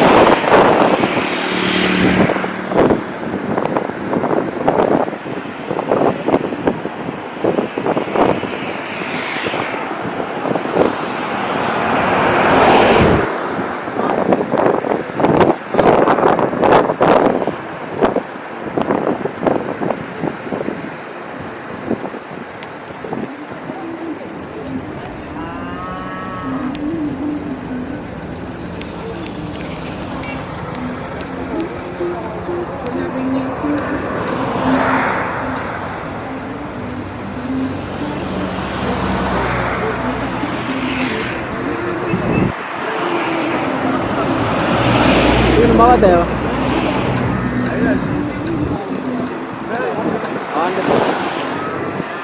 Wanyaka muragu. Ngumbu. Ngumbu.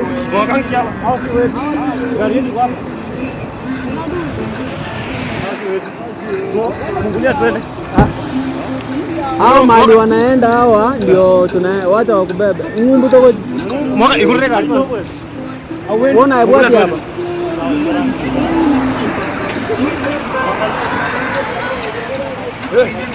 Oh, tuko bana.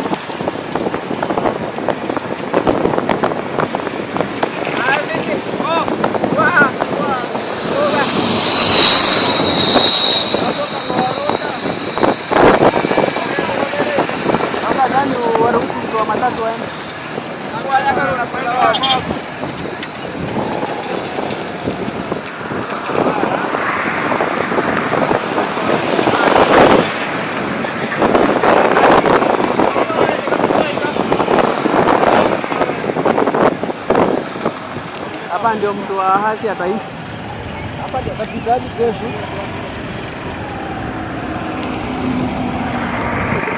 Sawa, ama tuingie mbele. Nyinyi muingie mbele. Kuja mweke security hapa mbele. Shabiga. Vizazi kwa. Aya mganya huyo huyo. Kuja hapa mbele. Katu hapo ndani mngoje, kuna trailer anatoka juu. Nyinyi kujeni mbele ndio wapate shot. Nataka kuangalia from right. Sawa. Ni mali ya Tanzania ile.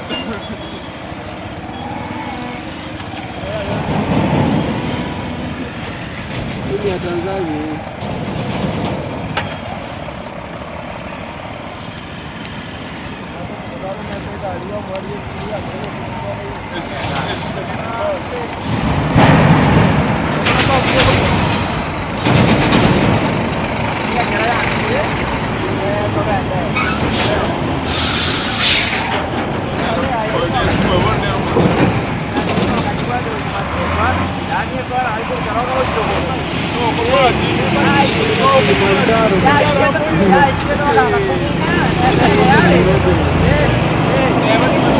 Tuende.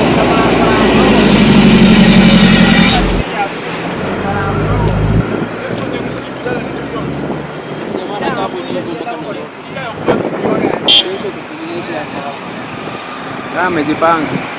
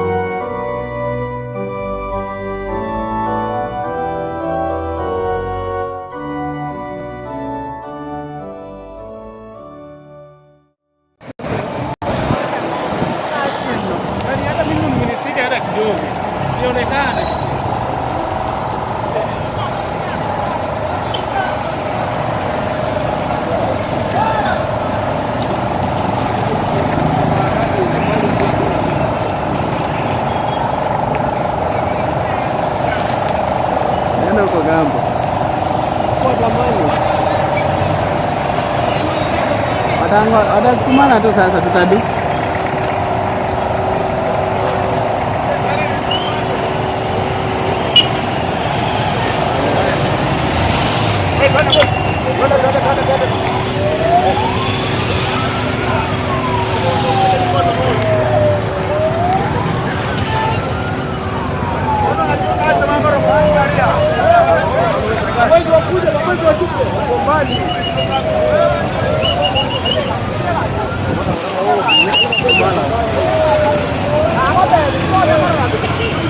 Instructions zinakaa mingi.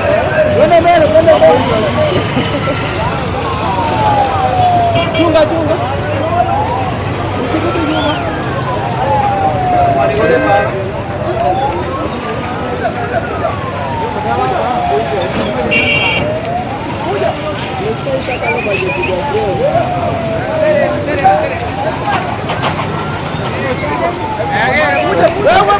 Sasa drone imekuwa pale hapo.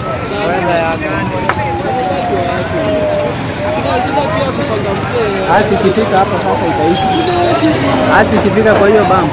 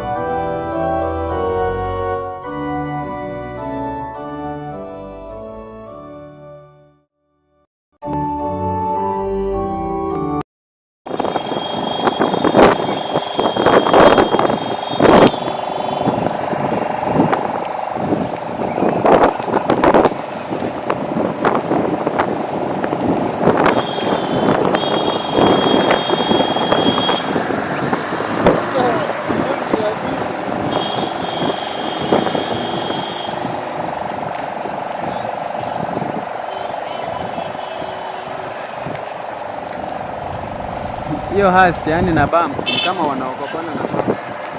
Ni kama imewahi mtenda. Ni kama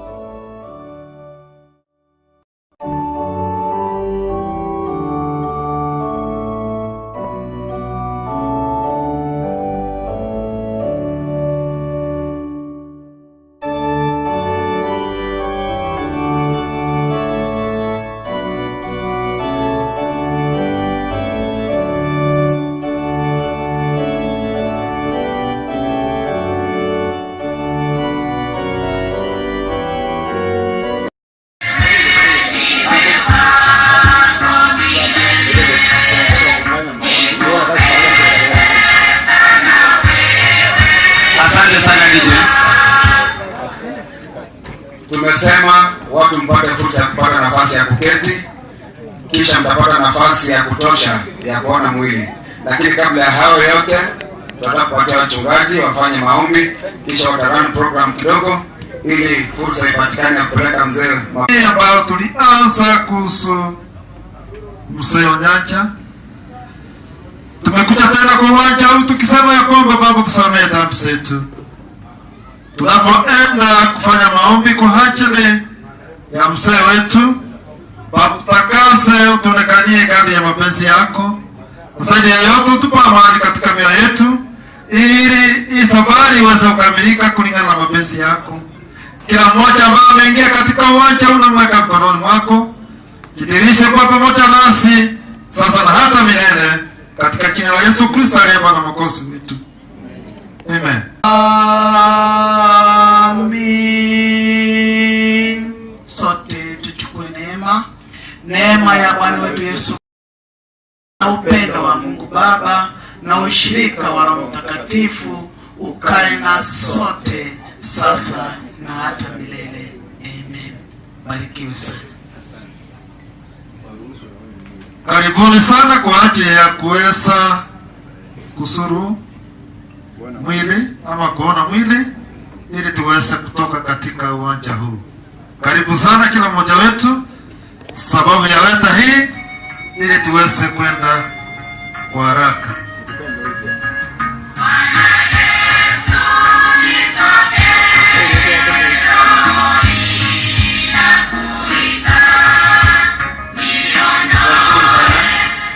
Tunashukuru sana kwa maombi mafupi kutoka kwa waklaji wetu.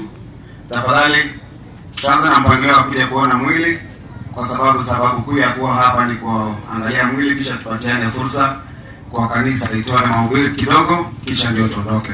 So those ushers tutakuja kwa mpangilio. I think tukianzia kwa mama itakuwa sawa. Kina mama mtakuja mkipita mbele yangu hapa, ukiondoka ukielekea juu. Iko hapa ngina inchu harimo monyali bagalio kwa romo bele. Hapa ngina mona abana elinda ba gaka amara amura manyali baga. I think the female family, the immediate family can leave you, not because of the chance of feeling the body. It is your time now. Na watoto mje muangalie mwili.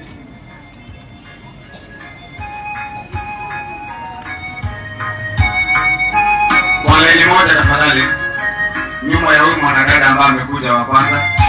Tujaribu kufanya kwa haraka upesi, maana hali ya anga sio mzuri, ili tupate kufika nyumbani kwa wakati mzuri na wewe ikiwa mzuri. Mungu tukumata Mungu kwa reni yeye. Eli wani wadamu tafadhali tuondoka tukielekea. Bueno, abangina amana abana kwatire ni ebunere igo ndo kwatisa nyinge gaiga chika kwatene chinke akabera lile lito ndiliya lile amwaganyo ale chika kichele family bagenda rapana kutumuka. Nashukuru sana kina mama pamoja na watoto ambao hawajapata fursa ya kuona mwili, kati ni yenu.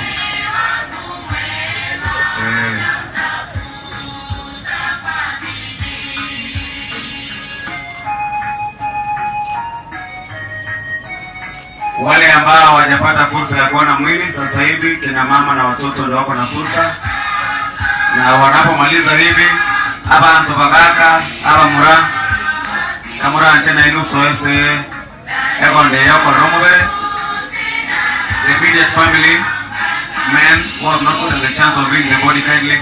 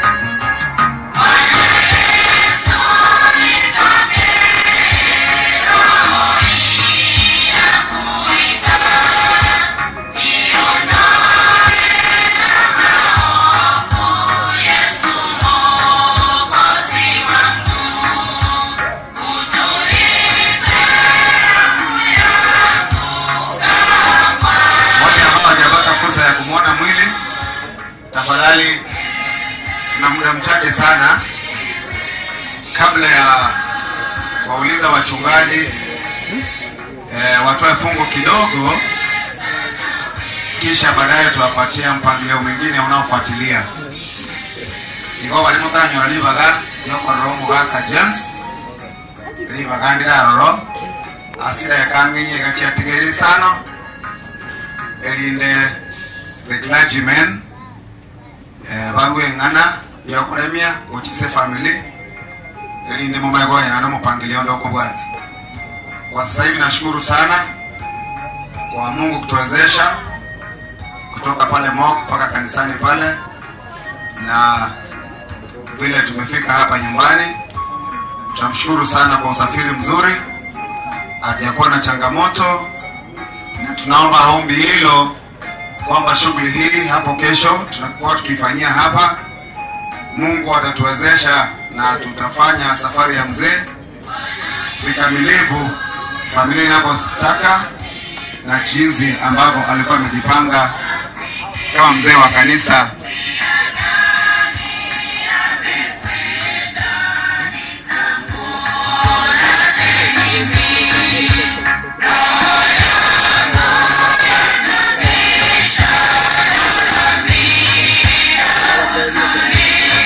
Kwa hivyo sasa namshukuru sana the DJ, asante kwa kutupatia muziki mzuri.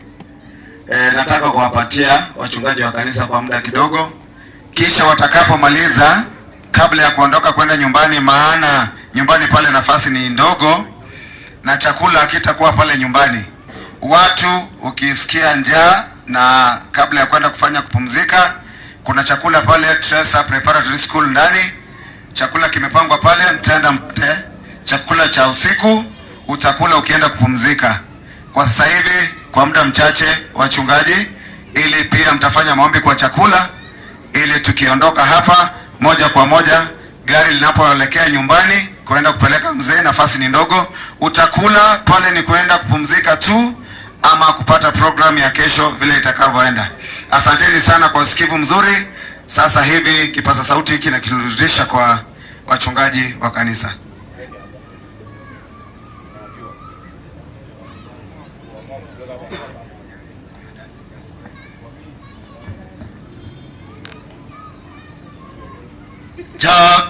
Jakutumaini sina ila damu yake Yesu, zina wema wa kutosha, dhambi zangu kuziosha, kwake Yesu nasimama, ndiye mwamba ni salama, ndiye mwamba ni salama, ndiye mwamba ni salama, njia yangu iwe ndefu, nipa wokovu, mawimbi yakinipiga, nguvu zake ndiyo nanga, kwake Yesu nasimama, ndiye mwamba ni salama, ndiye mwamba ni salama, ndiye mwamba ni salama, damu yake na sadaka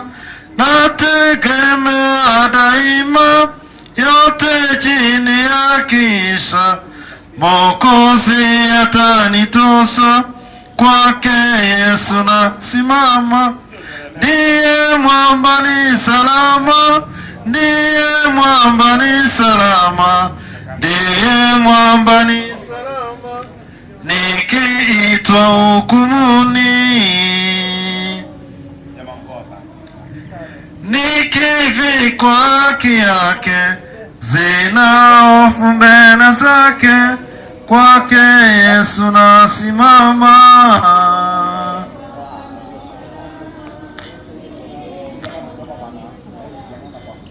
ndiye mwamba ni salama. Ningependa fursa hii tuweze kupata neno la Mwenyezi Mungu vile limeandikwa katika kitabu cha Luka Mtakatifu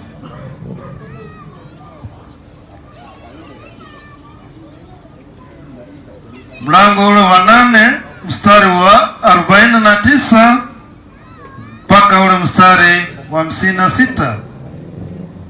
Luka mtakatifu mlango ule wa 8 mstari wa 49 mpaka ule mstari wa 56. Ningependa kabla sijasoma neno hili tuweze kushukuru. Tuombe. Baba uliye juu mbinguni, asante maana tulianza na wewe, na naomba ya kwamba tutamaliza pia na wewe. Neno lako takatifu ambalo tunaenda kusoma wakati kama huu, tunaomba ufunuo wa neno hili, na zaidi ya yote Roho wako Mtakatifu akaweze kutuongoza kwa neno hili. Tupatane na wewe katika jina la Yesu Kristo aliye Bwana Mwokozi wetu. Amen. Neno hili nalisoma katika Utatu Mtakatifu. Alipokuwa akinena haya, alikuja mtu kutoka nyumbani kwa yule mkuu wa sinagogi, akamwambia, binti yako amekwisha kufa, usimsumbue mwalimu. Lakini Yesu aliposikia hayo, alimjibu, usiwe na hofu, amini tu, naye ataponywa. Alipofika nyumbani, hakuacha mtu kuingia pamoja naye ila Petro na Yohana na Yakobo na mamaye yule mtoto wa mamaye. Na watu wote walikuwa wakilia na kuomboleza na kumwombolezea. Akasema, msilie, akufa huyu, bali amelala usingizi tu. Wakamcheka sana, maana walijua ya kuwa amekwisha kufa. Akamshika mkono, akapasa sauti akisema, kijana, inuka. Roho yake ikamrejea, naye mara hiyo akasimama. Akaamuru apewe chakula. Wazazi wake wakastaajabu sana, lakini akawakataza wasimwambie mtu lililotokea. Neno hili ambalo tumesoma katika kitabu cha Luka Mtakatifu limetuambia ya kwamba kulikuweko na kijana ambaye alidhaniwa ya kwamba amekufa, lakini Yesu alipomwonekania, kisha huyu kijana akawa hai. Neno linasema hivi, alipokuwa akinena haya, alikuja mtu mmoja kutoka nyumbani. Yesu alipokuwa akifundisha ama akiweza kuhubiri Injili, alimtokea mtu mmoja katika sinagogi, akamwambia, mwalimu, kijana wangu amekufa. Lakini Yesu aliposikia haya, alimjibu, usiwe na hofu, huyu kijana ambaye unasema amekufa amelala. Siku ya leo ni kwamba tunahofia kifo cha mzee Onyancha, lakini Yesu anatuhimiza jioni ya leo ya kwamba amelala huyu mzee, lakini tutapatana na yeye siku moja. Swali ni hili, uko na matumaini ya kwamba siku moja tutapatana mahali kupitia kifo cha huyu mzee? Na tumetangaza vipi kuhusu neno la Mwenyezi Mungu katika hali ya kifo chetu? Maana Biblia inatuambia ya kwamba msilie, kufa huyu, bali amelala usingizi tu. Wakamcheka sana. Yesu alipokuwa akiwaambia ya kwamba huyu amelala, umati ule ulianza kumchekelea ya kwamba tumeona huyu amekufa, tena unatuambia nini? Lakini nguvu za Yesu Kristo ambaye alikufa kwa ajili yetu kisha akafufuka. Yale mahofu ama vile vifo ambavyo tulipata, Yesu aliweza kuvishinda pale msalabani. Kwa hivyo, kwa nini tunalia? Ni kwamba Yesu anatuhimiza katika jioni ya leo ya kwamba tusiwe tunalia kwa ajili ya mseonyanja ambaye amelala, bali tuweze kujililia sisi wenyewe matendo yetu. Itakapofika siku ya mwisho, tutahifadhi nini kuhusu kifo?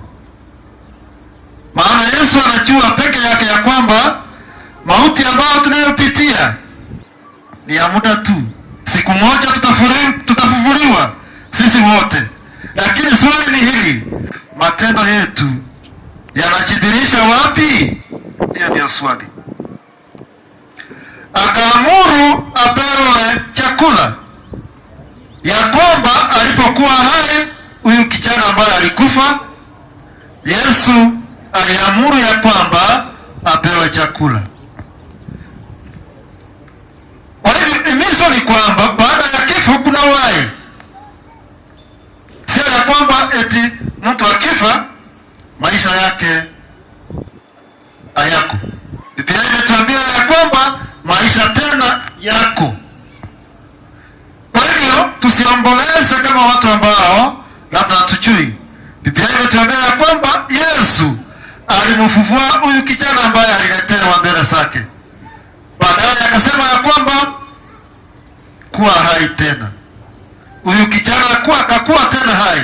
Tena akasema ya kwamba mleteeni chakula. Sasa ale katika umati ama katika mahali. Kwa hivyo ni himizo ya kwamba tuchue tunapolia katika hali ya maisha yetu, tunapoomboleza katika hali hii, tuchue ya kwamba kuna uhai tena tumeandaliwa. Lakini jukumu letu kama Wakristo, kama wanadamu, ni kwamba tujioji mioyoni mwetu ya kwamba itakapofika siku ya hukumu, mimi nitakuwa wapi? Hiyo ndio swali. Maana huyu kijana walipomuona ya kwamba amekufa, kisha Yesu akamtokea tena akakuwa hai. Maisha haya ni fursa tumepewa hapa duniani kwa ajili tujioji, tujue ya kwamba tunapofika mbele ya uso wa Bwana tena kuna uhai. Huyu mzee wetu ambaye tunampenda sana, kwa njia moja Mungu anamjua, anamtambua. Lakini sisi ambao tunaomboleza tunatambuliwa aje katika maisha haya? Ni kwamba Yakobo, Petro na Yohana walimfuata, maana hao wanafunzi wa Yesu Kristo alikuwa anatembea na wao. Wakajiuliza moyoni mwake, Yesu anafanya mbele ya uso ya watu ni ya ukweli ama ni nini? Saa zingine unatembea na watu rafiki zako, lakini hujui chanzo ya maisha yako. Yesu aliwaambia Petro na Yohana ya kwamba huyu ndamfufua, huyu kijana ndamfufua. Tena akawaambia ya kwamba kufa bali amelala. Kwa hivyo maisha yetu ni kwamba tunapojioji mioyoni mwetu, tujue ya kwamba tena kuna uhai.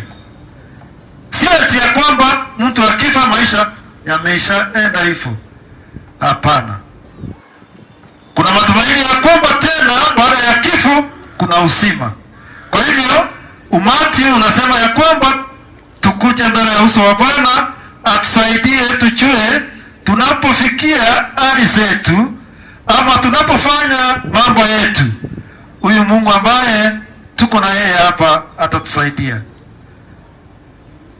Milele tunaamini ya kwamba katika hali yote Yesu anatujua. Na ni kwa nini tuweze kufadhaika? Hakuna haja tufadhaike mioyoni mwetu. Yesu ako na uwezo katika maisha yetu. Mali yetu ni kwamba tukujue huyu Mungu ambaye tunayemwabudu ako na uhai wetu, ako na maisha yetu tunapofanya hali zetu katika hali zote. Kwa hivyo jioni ya leo Mungu awabariki kwa neno hili ya kwamba tuwe wafariji wema katika hali ya maisha yetu, tuwe watu ambao wako na nguvu hata kama kuna kifo, maana Yesu alifufua wengi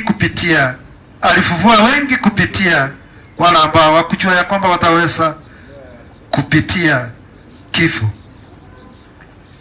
Mungu awabariki kwa neno hili ili tuweze kuendelea katika safari ya mzee, na zaidi ya yote tujue ya kwamba maisha yakikatika sio mwisho wa maisha ya mbinguni. Katika jina la Yesu Kristo aliye Bwana Mwokozi wetu. Baba ambaye ametutendea yaliyo mema tangu mwanzo mpaka wakati huu, asante maana tena umejidhihirisha katika uwanja huu. Natakasa uwanja huu, yale ambayo yatakayotendeka kuanzia sasa hata kesho. Mungu Baba, ukae pamoja nasi. Wageni ambao watakaosafiri kukuja katika hali ya kuweza kusuru mzee wetu Nyaja safari ya mwisho, naweka mikononi mwako. Hata na wote ambao wamefika katika mji huu kwa ajili ya masisi ya kesho, naweka pia mikononi mwako. Endelea Baba kukaa nasi kwa njia zote zile, na utupake uwezo wako, tusaidie. Na naamini ya kwamba kila jambo litakalotendeka vizuri Baba tutakushukuru na hata ukuinua. Asante maana tulianza na wewe, na tunaomba ya kwamba tuendelee kumaliza na wewe hata kesho pia, katika jina la Yesu Kristo aliye Bwana Mwokozi wetu. Asante. Mungu awabariki.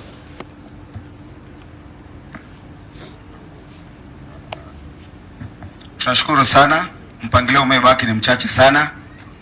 Pindi nitakapomaliza kutoa tangazo hili, tutaondoka kuelekea kupata chakula pale katika Teresa Preparatory School. Kisha magari ambayo yanaondoka kuelekea nyumbani, nafasi ni chache, nafasi ni finyu, wataingia wachache. Sasa tangazo la mwisho ili ni ruhusu tuondoke tukienda kula, na magari yakiondoka yakielekea kule nyumbani. Wali bara abanyakenyo robaito motaraka na chibese chia matanga mwaka na chibese elinde chikoro mururi kwa matanga. There are few that have paid. Thank you very much. So we are leaving as the family had requested, but those that have not paid, again, kindly make your payments.